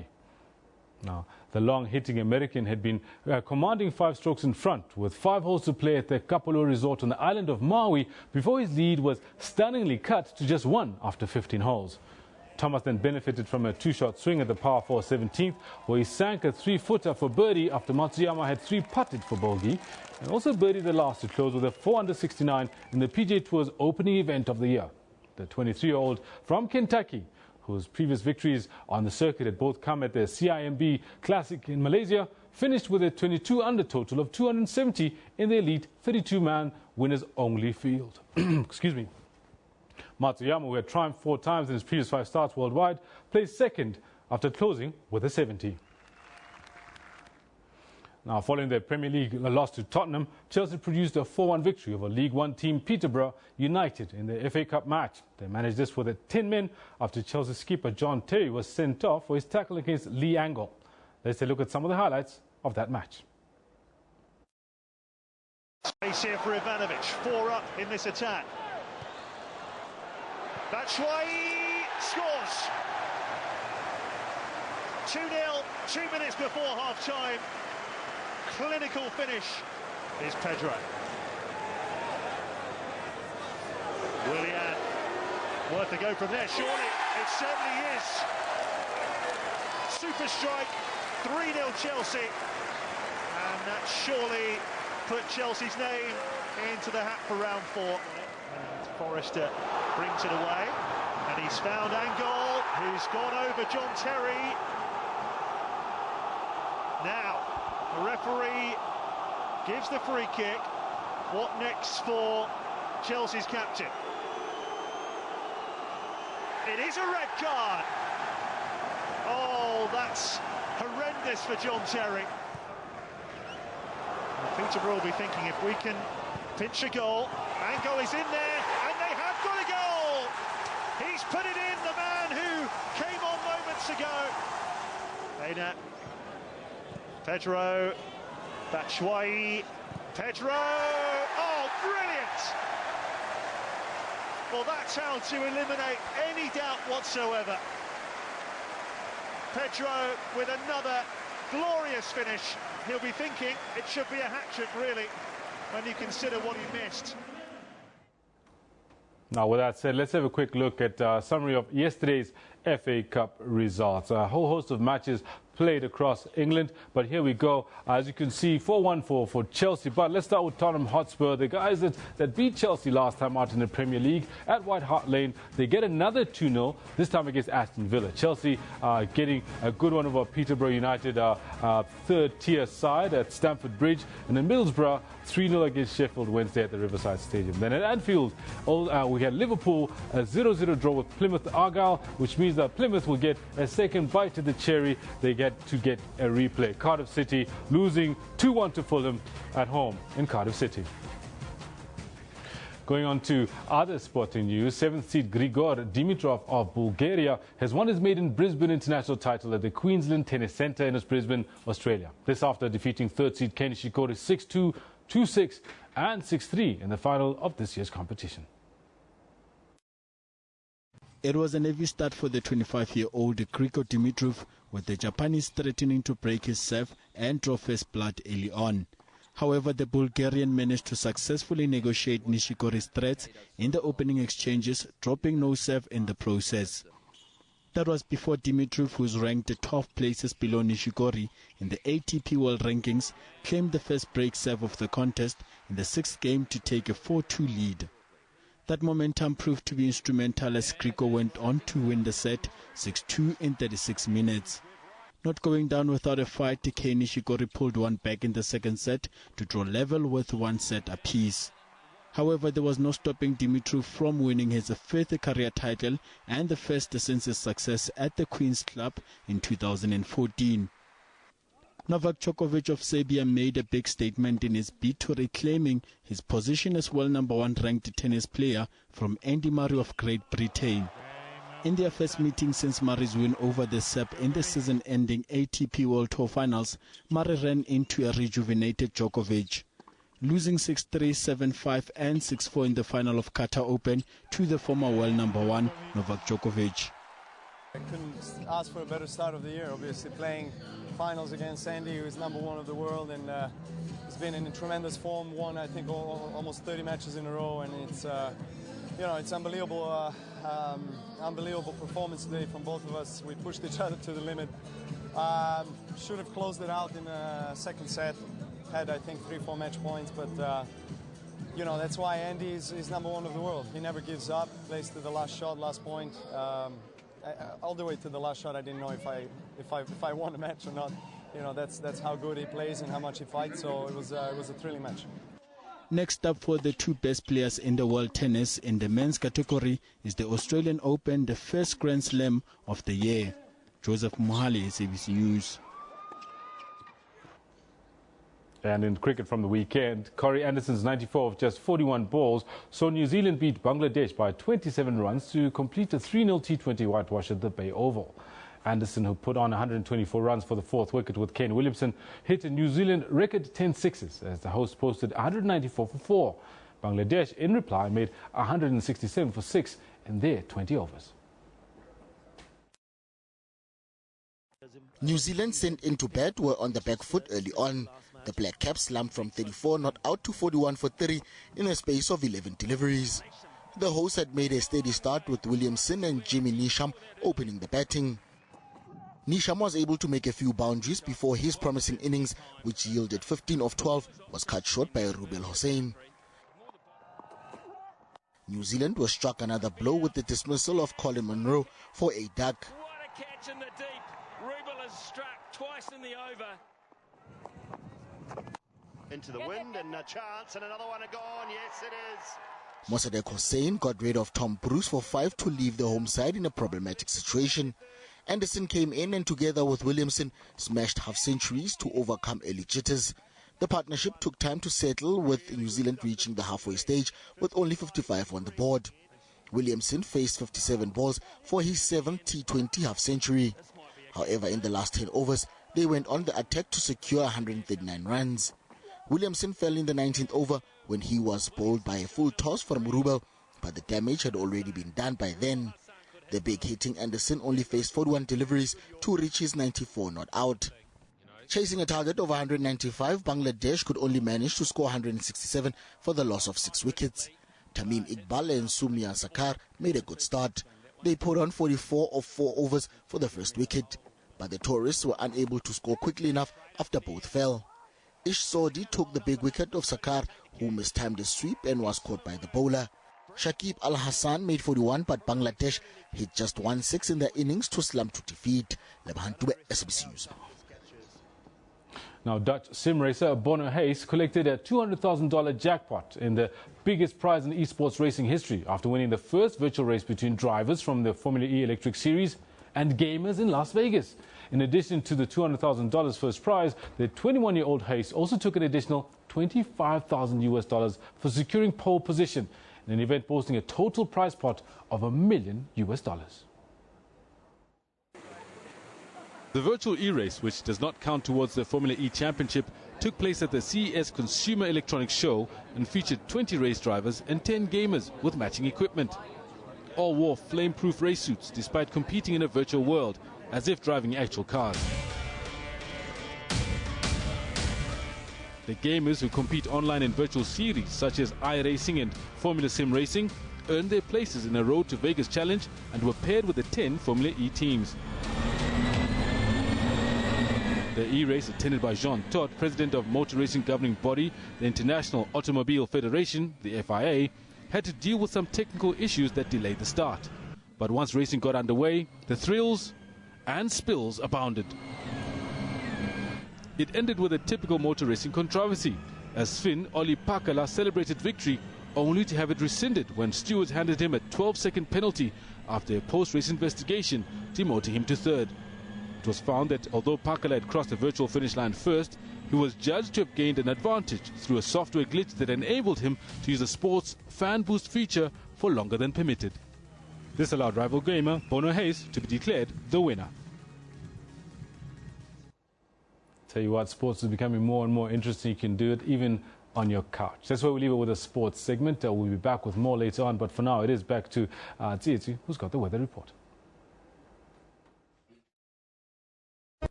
Hi there, welcome from the weather desk. We're expecting yet another rainy day towards the northwest province, particularly towards the northern part of the northwest, heading out into Botswana and over Zimbabwe. There's 80% chance of rainfall along those parts, so do look out for some good rainfalls for the next couple of hours. Dry weather for the Western Cape and much of the West Coast District, and also the possibilities of fell fires, which I'll show you in just a moment. Let's take a look at the rainfall for tomorrow as well.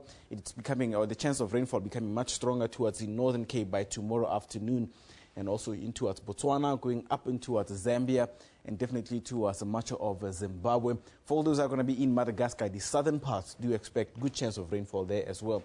There's a bit of a lot of moisture developing along those parts. And as I mentioned, possibility of veld fires just along the west coast from Namibia, stretching all the way down towards the Western Cape province. Those could be quite devastating for natural habitat and also for properties. So please do be extra careful just along those parts. Temperature-wise, it's going to be quite a hot day for the west.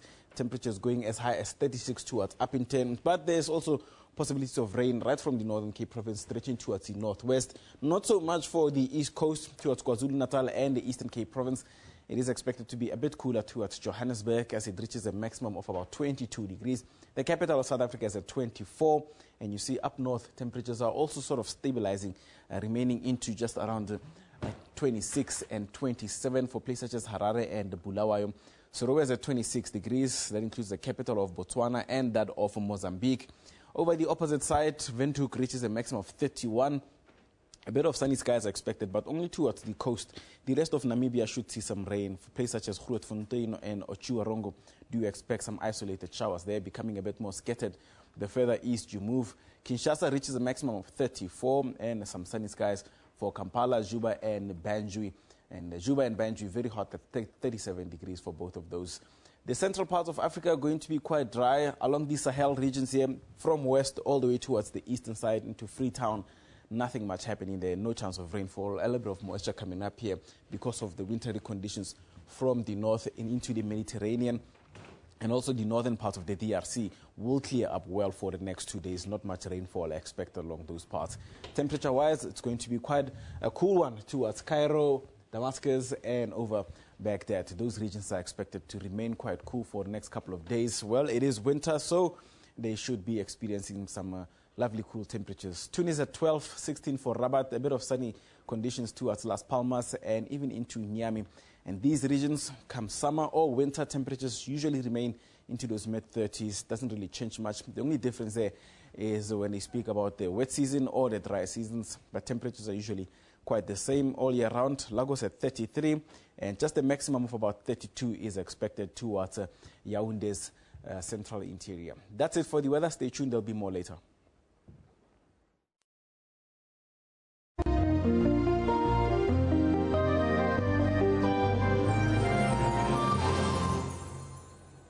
Thanks very much to Tsietsi for that. We're sure hoping for good weather going into the rest of the week, but it depends on which side of the fence you're on. Either you're a farmer or you're a golf player. That's where we leave it for now. We'll be back at the top of the hour with more news on this day, Monday the 9th of January 2017.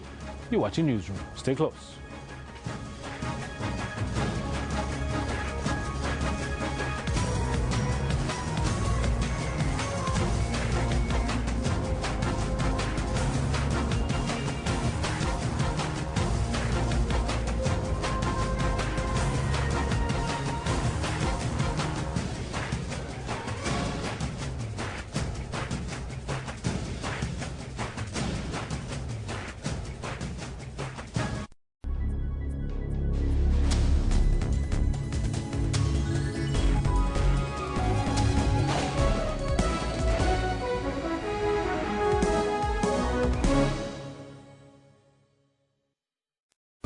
Water-wise, water is an essential need.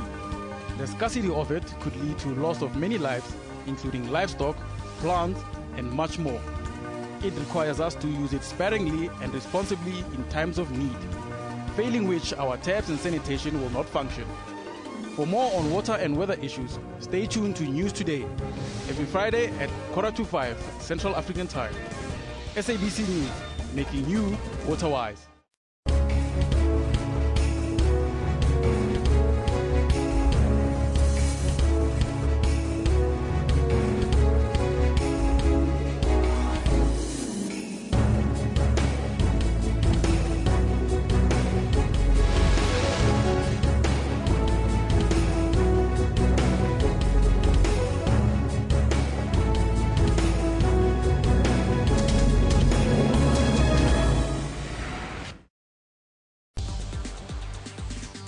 The world has become digital, and we need to find new ways to solve current problems. It's capturing your geo-coordinate.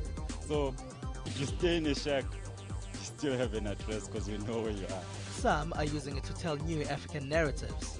Our first priority is catering to our fans. We have to go where they are, and they're online. That's Network with Ms. Pumelele Zondi every Sunday at 7:30 p.m. Central African Time.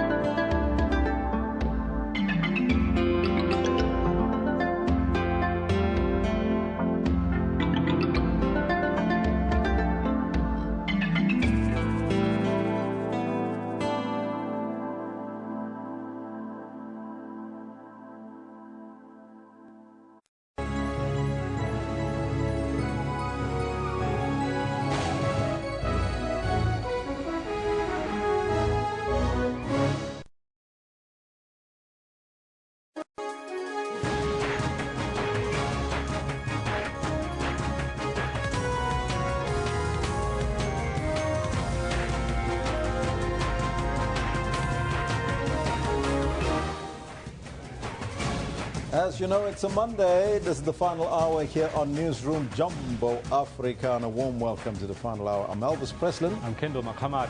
We'll be with you until 12 o'clock. Now, today, Kendall, we are touching on the celebrations, the anniversary of the 105th birthday of the ANC. 100%. Of course, there's a question out there that you want to post. Exactly. Yes. And one of the things that have come out of the January 8th statement, the 105-year celebration, is the announcement of something. Now, we want to know from you, what is your assessment of the early pronouncement made in the succession debate within the ANC? Those pronouncements, as you know, came from the Women's League that preferred Nkosazana Dlamini Zuma as the president. And, of course, prior to that, a month or so before, Kusatu said they prefer Cyril Ramaphosa as the president. But we're conducting a poll as well on all the rain that we received lately, Kendall. And before we even get to that, just a few comments. Oh, there's a comment on that. Yeah, on those pronouncements made on our question of the day. Mfanelo says, I think the country is ready for a woman president and I see no problem, nothing wrong with the pronouncement of the names. Well, let the games begin. I would imagine that the SG, Gwere Mantashe, would strongly disagree with that sentiment, but Mzukuzi says there's absolutely nothing wrong with early pronouncement. And they must campaign early for their preferred candidates for the president. Those are some of your comments. Keep them coming, but we're also running that poll. We're conducting that to find out about all this water that we're receiving currently. The rain is coming down the entire weekend. Question we pose, Kendall, is with all the rain, do we still need water restrictions? And of the 157 votes that we received so far, 71% agree that yes, we still need to keep the water restrictions in place, whereas 29% say be rid of them, we've got enough water. So there's still a consciousness, and we'd like to for you to keep with that consciousness and make sure that you save some water. But Derek Moore says it's all about dam levels. It's still very low for this time of the year. There should be more. In fact, normally the dam levels are very high this time of the year, isn't it? Absolutely. Let's see if we've got another comment as well. Montis Kukuni says, indeed, water restrictions must continue. Awareness to preserve it as well, which is also help households to save on their municipal bills. Wise man, this man. So keep on, making sure that you save that water. This one from Munati says, yes, we do, because we don't know when the rain will stop forever again. We have to preserve our water. A wise man, Munati Khudwam. Thank you so much for your comments. Keep them coming. We'll read them as we continue on the Facebook page as well as on the Twitter handle at SABC Newsroom. But now, let's take a look at your news headlines.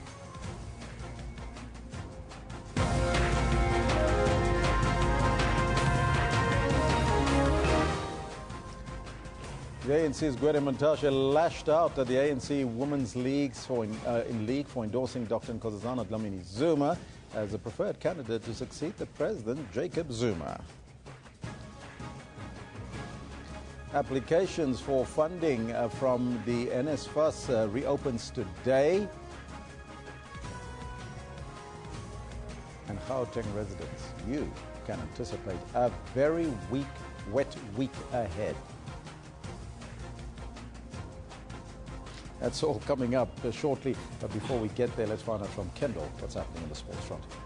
Thank you very much, Elvis. A busy day of sports ahead of us, and good morning to you. This is what we've got for you in the sports today. American Justin Thomas holds on for a win at the PGA's first tournament of the year, beating Japan's in-form Hideki Matsuyama to clinch his third PGA Tour victory.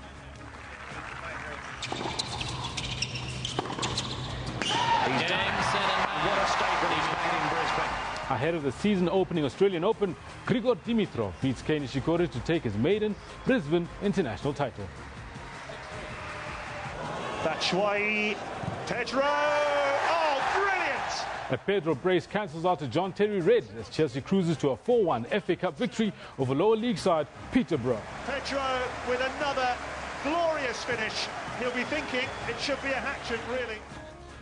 All this and more I've got for you in the sports bulletin about 11:35 or so. For now, it is back to Elvis, who's got the news.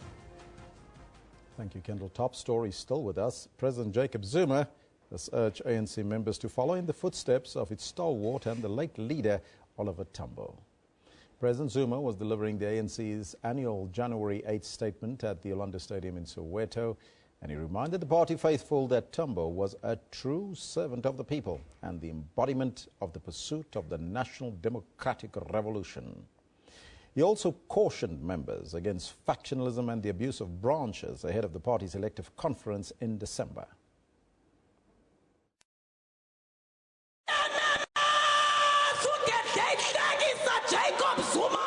It's a packed stadium, and possibly the last time Jacob Zuma waves to the crowds on the party's anniversary as its president. The names of the contenders for his seat are in the hat. COSATU, which has no voting rights, wants Cyril Ramaphosa, while the Women's League with voting rights is campaigning for Nkosazana Dlamini Zuma. But the NEC, through President Zuma, has sounded the alarm.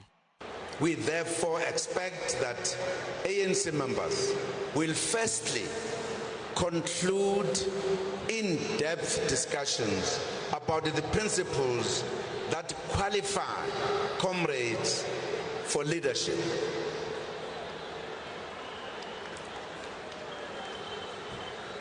There must be agreement about these principles before comrades begin discussions about the names of specific leaders.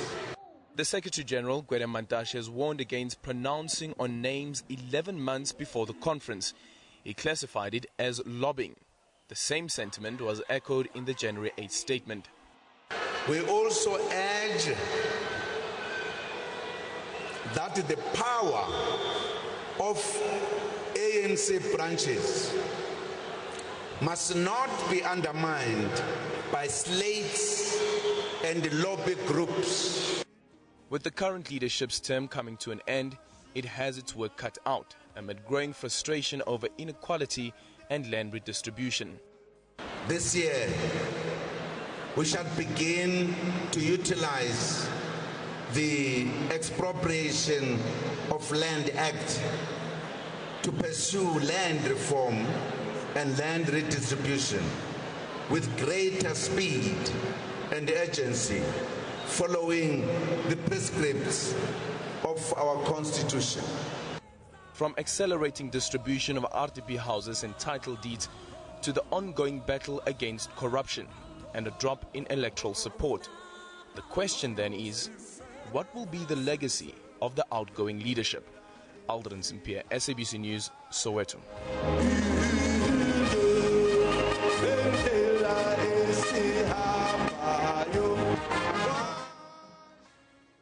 Meanwhile, ANC Secretary-General Gwede Mantashe has lashed out at the ANC Women's League for announcing that it will campaign for Nkosazana Dlamini Zuma to succeed President Jacob Zuma. The announcement came on the eve of the ANC's annual January 8 statement at the Orlando Stadium in Soweto yesterday. The African National Congress will choose a successor to the current President Zuma at its elective conference in December. The alliance partner COSATU has endorsed Cyril Ramaphosa. Creating a complication for the ANC, deliberately so, because it is going to be impossible for us to stop provinces from doing the same. It was just unfortunate. We should have delayed a little bit, waited, opened the discussion. I have no problem with them discussing it, taking the decision. I have a problem with them pronouncing it because it opens up a can of worms and a floodgate. The ANC Women's League, meanwhile, is standing by its decision. Most popular candidate is Comrade Nkosazana Dlamini Zuma, but there was a unanimous decision on that she should be put as our presidential candidate and also as the face of the campaign of the ANC Women's League. Professor Susan Boyson commends the ANC for admitting its faults and failures. However, Professor Boyson says the ruling party didn't provide much solutions to its challenges. She says this during our earlier interview here on the Newsroom. ANC statement delivered by the president, ironic in many ways. But it is a statement that speaks of many compromises.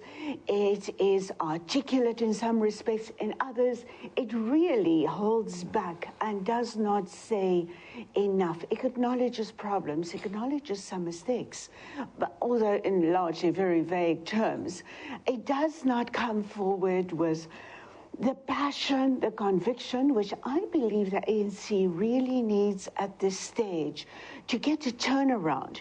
I think this was a really historical moment, potentially historical moment for the ANC, where it could go out and not just acknowledge the mistakes and perhaps acknowledge it with more heart and conviction, but to say this, to give a new hope, to give new hope, new inspiration to people. Because South African voters, citizens, ANC supporters, former supporters, to a large extent they are in a political no man's land, where they are wondering, some have doubts about the ANC, some are going towards opposition parties, but the bulk of them are in this no man's land where they doubt the ANC, but do not yet go with opposition parties. And this was an opportunity yesterday at a crucial moment in the run-up, not just to ANC leadership elections, but to national elections and provincial elections in South Africa, to start pushing out that conviction, that sense that could attract the supporters and followers back into the ANC. And there are many questions that voters and citizens have about the ANC at this stage. I believe they were not sufficiently answered in this statement. The statement was also reflecting on unification within the ANC. Do you think that the statement really got to that particular point and that the members actually heard that particular statement?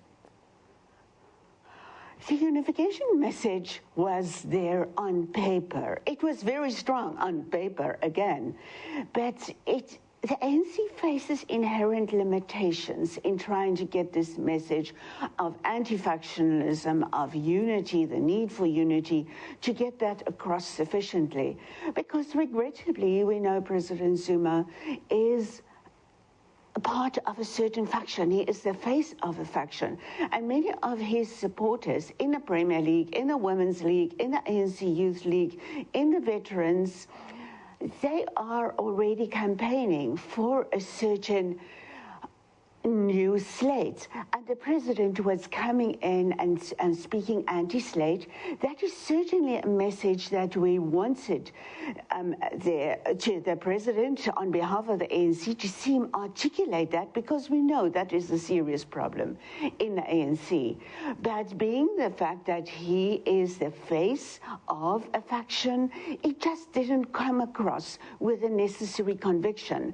And in fact, we have just seen Gauteng speak out about the need to get away from the factions. But then it did not come across as sufficiently clear that this is a president, this is a person that is ready to get across that message, that the ANC is really serious about moving beyond the factions. Well, based on the 105th celebrations, and of course, it's been thrown wide open to the two names that was put in the hat already. We're asking you this morning, what do you make of the leadership race come 2016, at the end of 2016? Who is going to be the preferred one for the ANC? And of course, there's unhappiness from the SG about this particular thing happening right now. Too early, says the SG. Should have waited a little bit more. But applications for funding from NSFAS reopens today. It's the second window for students to secure funding from the financial aid scheme. This comes at a time when NSFAS is battling to recoup at least 14 billion rand from former beneficiaries. Speaking during the annual January the 8th statement, President Jacob Zuma urged all the stakeholders to speak with one voice, while the Commission on Higher Education formulates long-term solutions to the fees challenges in tertiary education. President Zuma says that government has gone far beyond the prescripts of the Freedom Charter in ensuring that the doors of higher learning are open to all. Many beneficiaries, though, maintain that economic factors such as low wages and the so-called black tax makes it very difficult to repay funding, while prospective students say similar factors necessitate the receipt of financial support.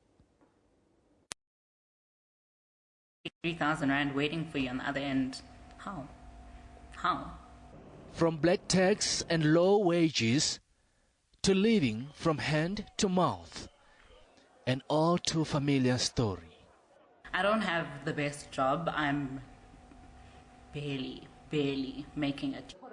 Raised by a single unemployed parent, this NSFAS beneficiary says her monthly salary of 7,000 rand is not enough to repay the loan. You look at what you earn as a person and you're like, which part of my salary goes to this 33,000 rand? Which is kind of sad. I mean, you appreciate that they helped you get an education, but as a black child, you're still sitting in a position where you're barely making it. But NSFAS is not willing to subscribe to this justification. You did not have money to go to university back then, and NSFAS came and said, we will take you, and we will take you to university. And if you do well, part of the loan we give you will convert it into a bursary. You don't have to repay all the loan that you have given to you. A decision the financial aid scheme says will assist prospective students. Among them, 19-year-old Nompumelelo Shezi. She passed her matric and has made the grade to enroll at university. I want to be the one that brings the changes in my family. I want to be able to fend for them. I want my parents to be proud of me. But her dream will only come true if she gets funding. Even myself, I was willing to go back to school and study law, but I can't because I don't have that money. Nompumelelo hopes that 2017 and a tertiary education will activate the beginning of better life for her family. Marike Kamtlabe, SABC News, Johannesburg.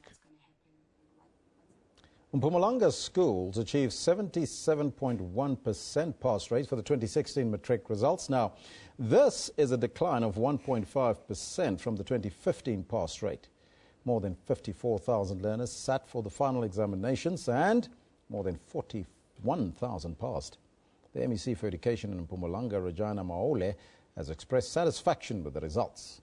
The MEC is already on a roadshow to prepare the province school readiness for the 2017 school year. Our reporter, Mweli Masilela, is with the MEC and joins us now from Tipembeleni Primary School in Kanyamazane in Mpumalanga province. A very good morning to you, Mweli. Now, before you speak to your guest, it seems there's a lot of happening in the province and schools are reopening this week. Today, what is the MEC doing in Kanyamazane? A very good morning to you. Yes, we are coming to you live from Kanyamazane outside Nelspruit. This is where the MEC for Education, Ms. Regina Maole, is launching the Ranja Sikolo Sawena campaign, which translates to Love Your School. This campaign was launched by the MEC in 2010. It's mainly aimed at encouraging learners and parents to keep their schools clean, and it's quite relevant because you'll know that in a few days' time schools will be reopening. So the MEC is here to sort of launch that campaign for this year, but she has joined us here to tell us more as to what exactly is happening. MEC, today you are launching this campaign. If you can tell us more about this campaign. In this campaign, that's where we encourage school governing bodies to prepare the ground that when the learners come to school on the 11th, they find everything ready. They just go straight to classes, other than saying learners are cleaning the yards and this. So we are encouraging all school governing bodies to be on this campaign today.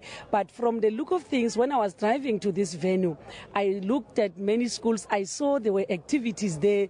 School governing bodies were there, which means they are taking it serious. So here we came into this school last year.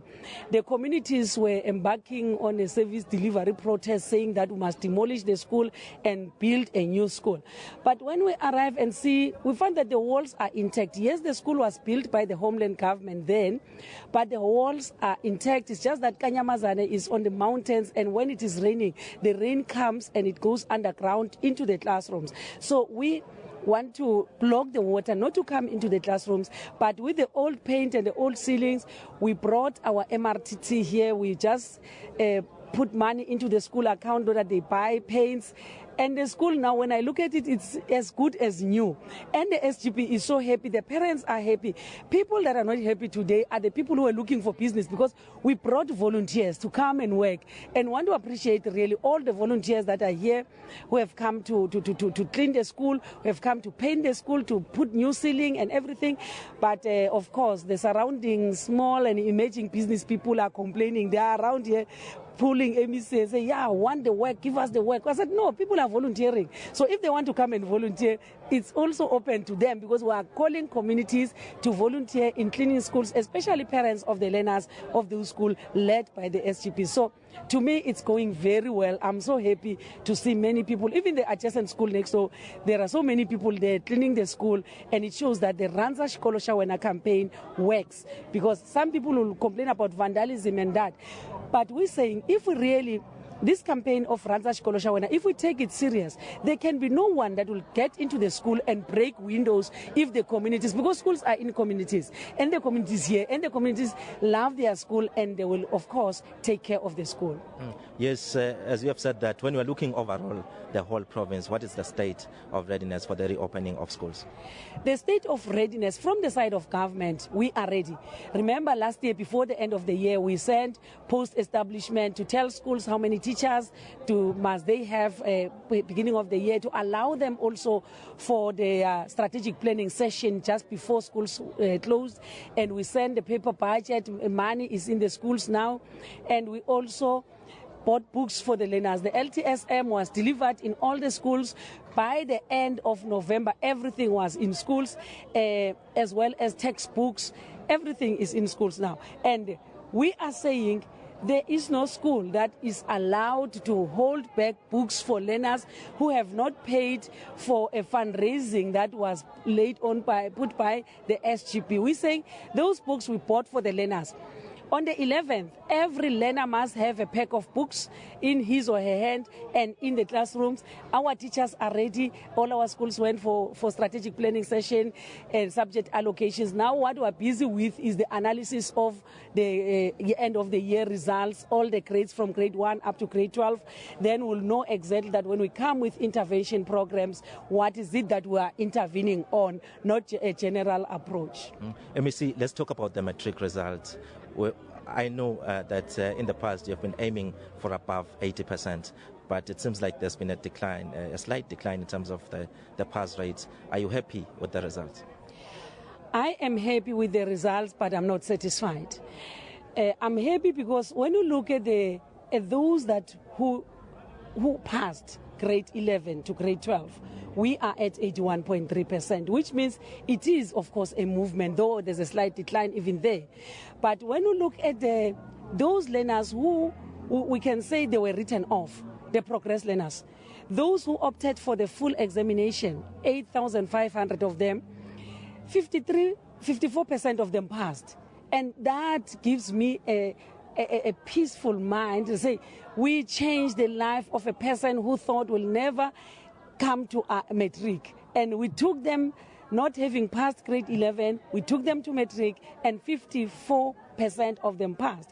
And not just passed, 447 passed with bachelors, and 2,073 passed with diplomas. To me, really, that is comforting enough. But I'm not saying we have done well. We have not done well as a province. But from now, we know exactly from our mistakes, because a mistake is a best teacher. And we've learned from our mistakes. We know now, standing here, that what is it that we didn't do right, and now we are going to do things better than the 2 previous years, and we'll be moving forward because we have that potential. To me, the result shows that there is, of course, a potential in Mpumalanga, and the learners of Mpumalanga and their parents and our teachers are supportive, and they are willing to take the province forward. Well, as you have heard, that is the MEC for Education in the province, Regina Mhaule, telling us about the campaign that is being launched today, whereby they are encouraging learners and parents to keep their schools clean. Also touching on the issue of the matric results, saying that, they are happy with the performance, but there's still a lot that needs to be done in terms of making sure that the pass rates improves in the next coming year. we are back to you in studio. That was SABC News reporter Mweli Masilela with the Education MEC Regina Maole in the Mpumalanga province. Well done to them there. Now here in Gauteng, residents should brace themselves for a very wet week ahead. Now this, as the South African Weather Service forecasts rainfall throughout the week and into the weekend.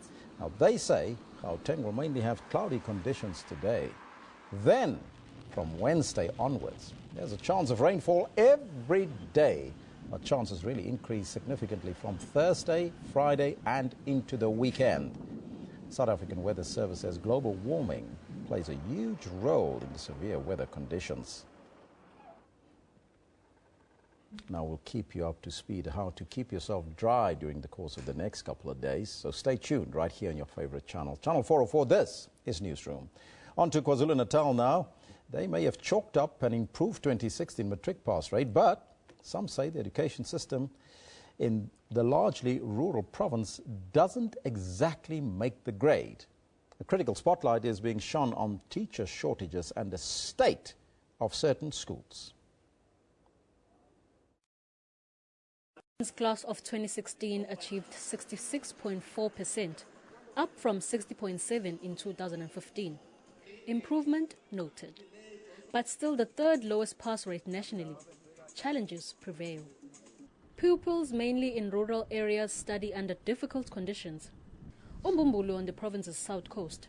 Here, some schools lack essential facilities such as libraries and laboratories. Another big obstacle, the Illovo River. Pupils cross it daily. And as the river rises, so does the rate of absenteeism. There is a river that side, the Illovo River, and also Msimbazi River that side. So if it happens, more especially during the summer, some of learners fail to come to the school due to the floods and everything that is surrounding that particular area. But there are those who have risen above these challenges. Take Mfundo Mnyando, for instance, a matriculant from Zamagahle High School who scored 5 distinctions. I'm too emotional right now. I cannot lie, I'm too emotional. I am very happy, like never before. So thank you very much to those people who play a role in my success. So how can the province build on such success? The problem is that our teachers are not receiving the necessary training in time. As a result, you find that they are stuck with an old methodology without getting some innovatives on how to teach the learners. Nutrition in the province of KwaZulu-Natal has been very problematic. You remember that there was almost over R1 billion that was invested in making sure that there is no child that will go to school without food. But the unfortunate part is that the appointments that was done of appointment of service providers was questionable. Measures are being taken to improve the education system. We are going to take very serious decisions. So we're going to punish non-performance. We're very clear on that. We're not going to be dilly-dally on that, because the nation is expecting out of us for us to be able to deliver. A time to pull up the proverbial socks. The new academic year beckons. Sbonga Gongambata for SABC News. On the continent now, elections and infrastructure development will dominate the news in Kenya this year. President Kenyatta, whose administration is battling voter discontent over runaway corruption, will be seeking his second and final term. Also expected to be on the ballot is the former Prime Minister and opposition leader Raila Odinga. Opinion polls have put Kenyatta in the lead, but there are fears that last-minute amendments to the country's electoral laws may lead to violence in the East African country, as the opposition is already alleging plans to rig the polls. On the economic scene, Kenya will begin exporting oil in March. That's ahead of its neighbor, Uganda. Our reporter Sarah Kamani takes a look at Kenya in the year ahead, 2017. Kenya will hold its general elections in August this year. The presidential ballot will be a hotly contested battle between incumbent President Uhuru Kenyatta, who is seeking a second and final term, against the opposition. The opposition is currently working on a more united front led by former Prime Minister Raila Odinga of the Coalition for Reforms and Democracy, CORD. Last year, CORD held protests to demand the ouster of the Electoral Commission, claiming it could not be trusted to hold a free and fair election. The opposition is once again preparing to take to the streets to demand that the president does not sign hurried amendments to the electoral law that will see the Electoral Commission use manual backup to the electronic voting system. The opposition claims this is a ploy by the Kenyatta administration to rig the polls. Both Kenyatta and Odinga have pledged a violent free poll. In 2007, at least 1,500 people were killed following disputes over poll results. Kenya, like the rest of the region, is feeling the effects of climate change. Failure of last year's March to April long rains and the October to December short rains has left the country's granaries empty and low water levels in the East African nation's dams. The capital, Nairobi, is expected to begin water rationing as a result, and the Kenya Red Cross Society has indicated that nearly 2 million people are faced with starvation. In March this year, Kenya will begin its ambitious plan to export oil.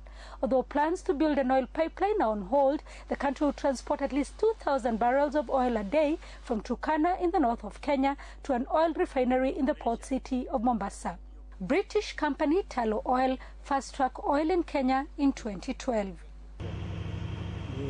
Still on the economic front, the country's most expensive infrastructure project, the Chinese-financed standard gauge railway line, will begin operations in June this year. The first phase of the railway will run from Nairobi to Mombasa.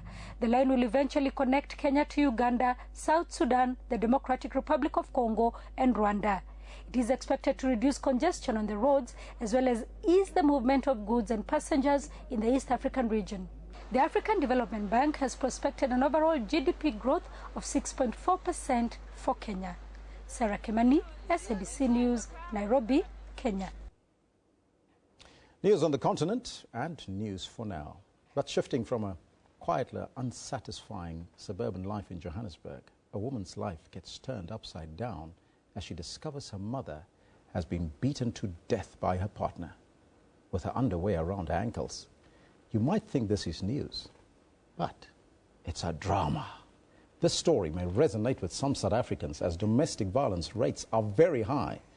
This is the latest psychological thriller by author and screenwriter Pamela Power, and it is called Things Unseen. From a hard-hitting opening to the shocking finale, the complex relationship dynamics and the sharp wit, this, I can tell you, is a juicy story that will have you hooked.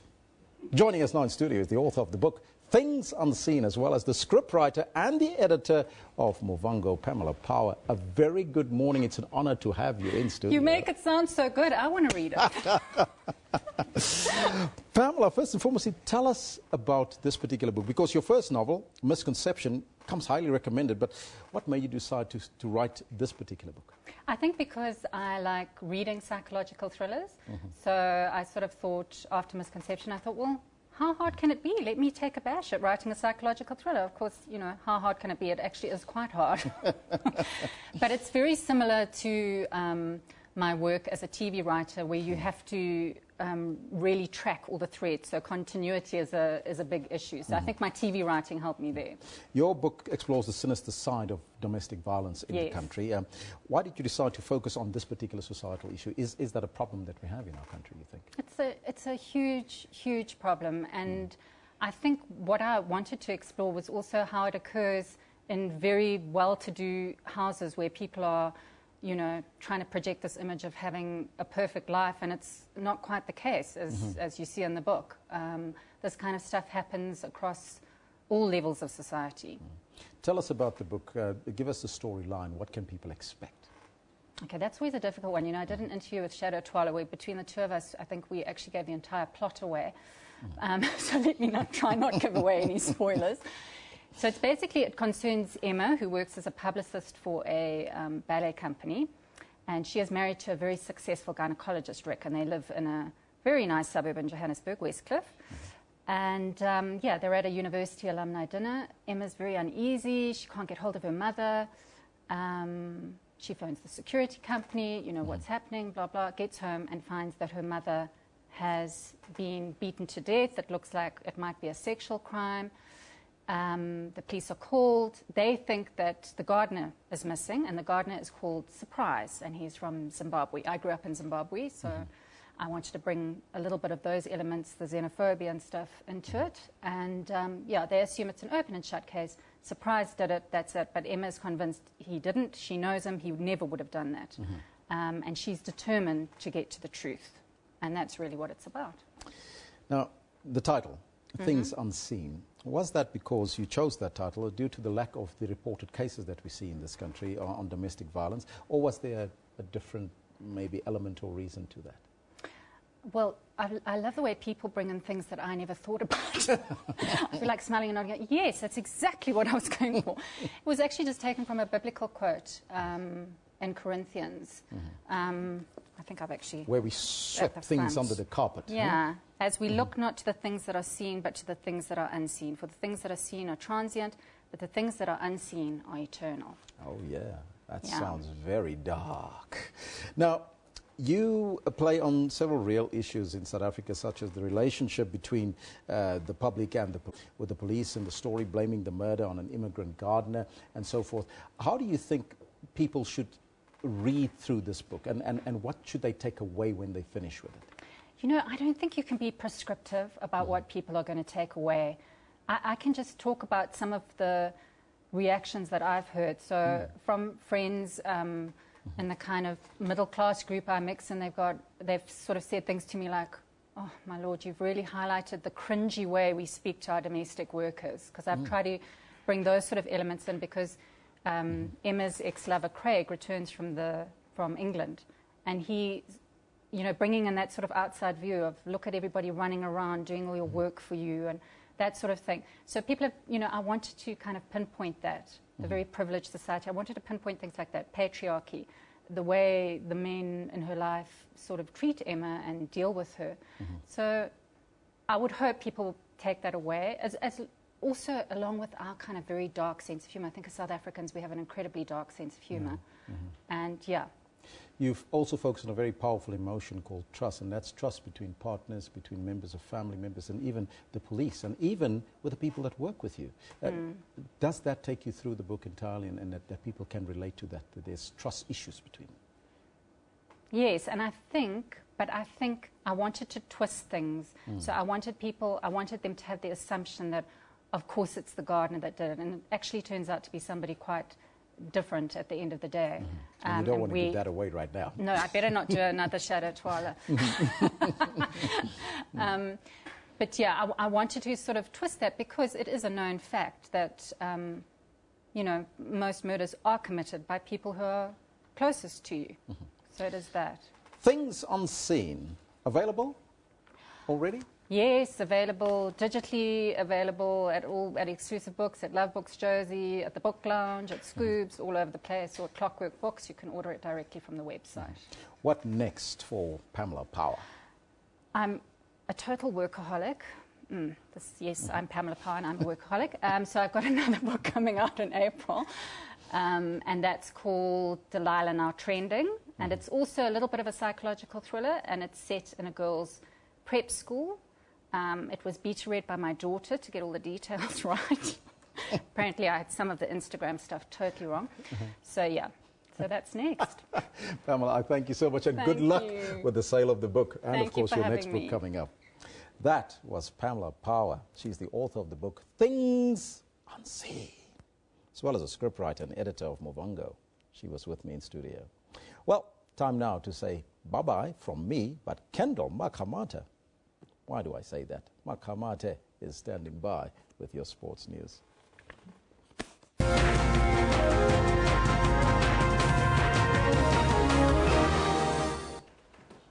No, thank you very much, Elvis. I'll sure as well be getting myself a copy of that book. Now, Justin Thomas recovered from a late double bogey and held off a last-day challenge by Japan's in-form Hideki Matsuyama to clinch his third PGA Tour victory by 3 shots at the SBS Tournament of Champions in Hawaii.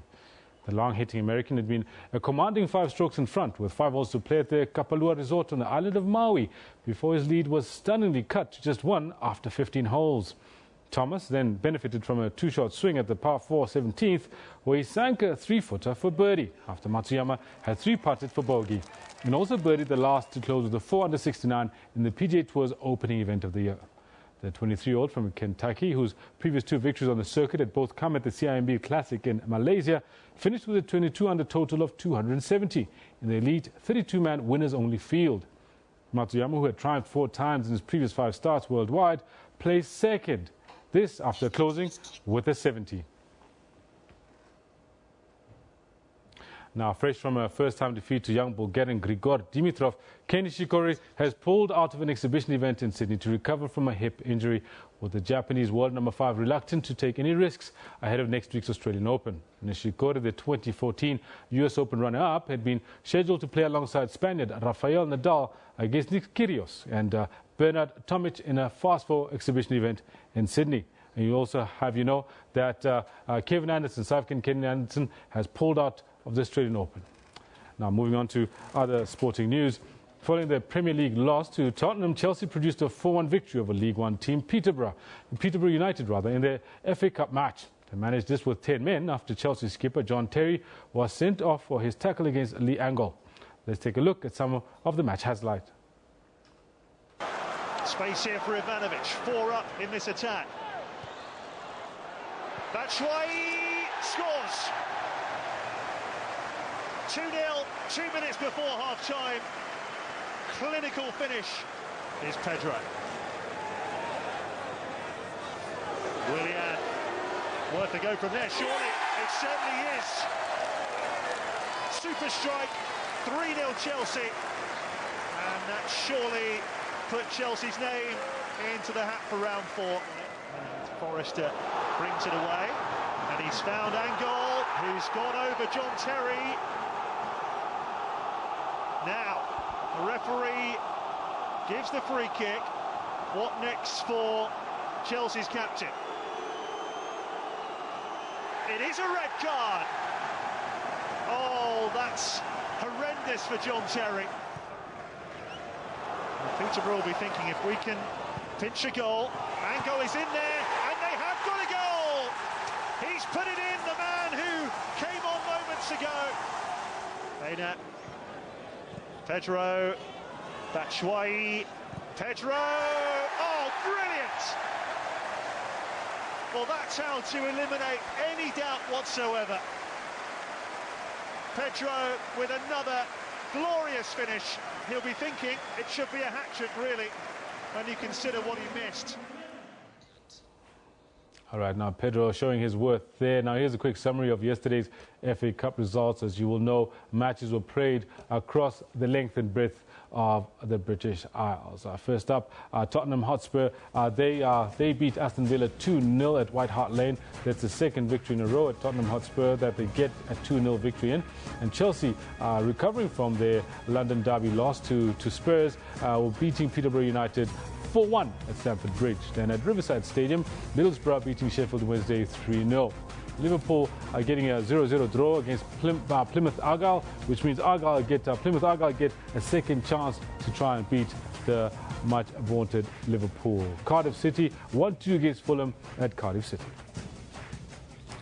Now, Eastern Cape sports promoter and businessman Mtheteleli Ngumbela has urged the government to start devoting more resources towards sports development at rural schools.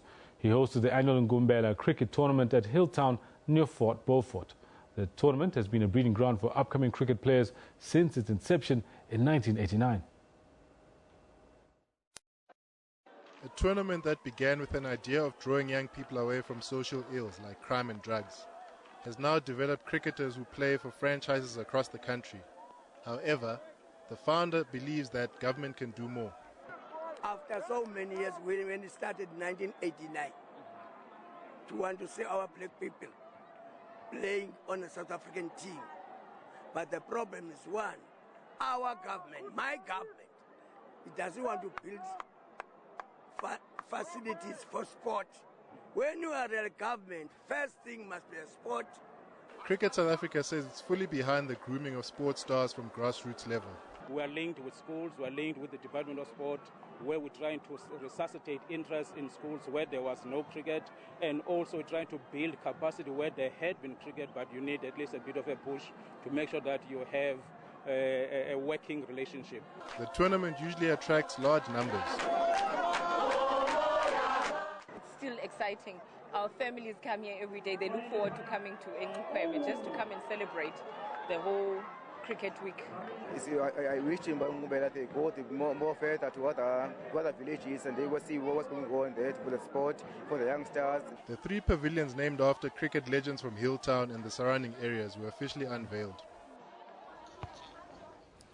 Now, Dutch sim racer Bono Hayes collected a $200,000 jackpot, the biggest prize in esports racing history, after winning the first virtual race between drivers from the Formula E Electric Series and gamers in Las Vegas.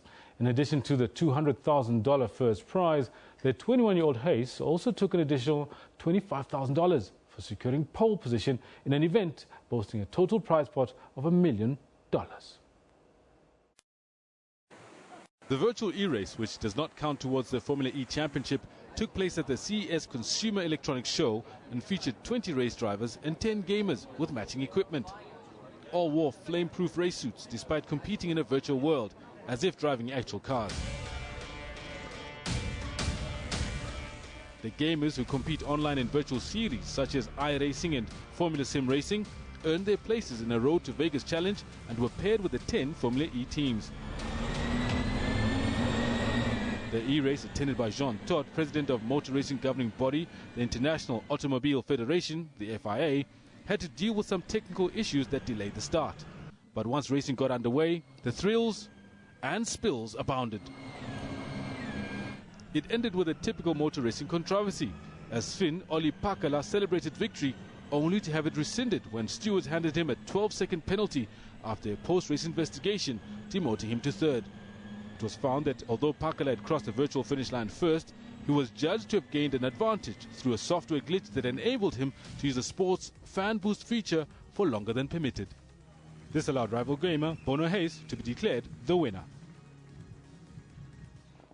All right, that's where we're going to leave it with the sports. In fact, we are done with the show for today. This is the second Monday of 2017. You've been watching Newsroom. My name is Kendall Makamate. We will be back with the rest of the team tomorrow morning, 9 o'clock sharp till midday. This is Newsroom on DSTV 44. Show up that you enjoyed all of our stories. You can always get in touch with us on @SABC Newsroom, otherwise on our Facebook page. Until then, this is Alex Sinte. I will be staying on to do Midday Report, so make sure you stay close.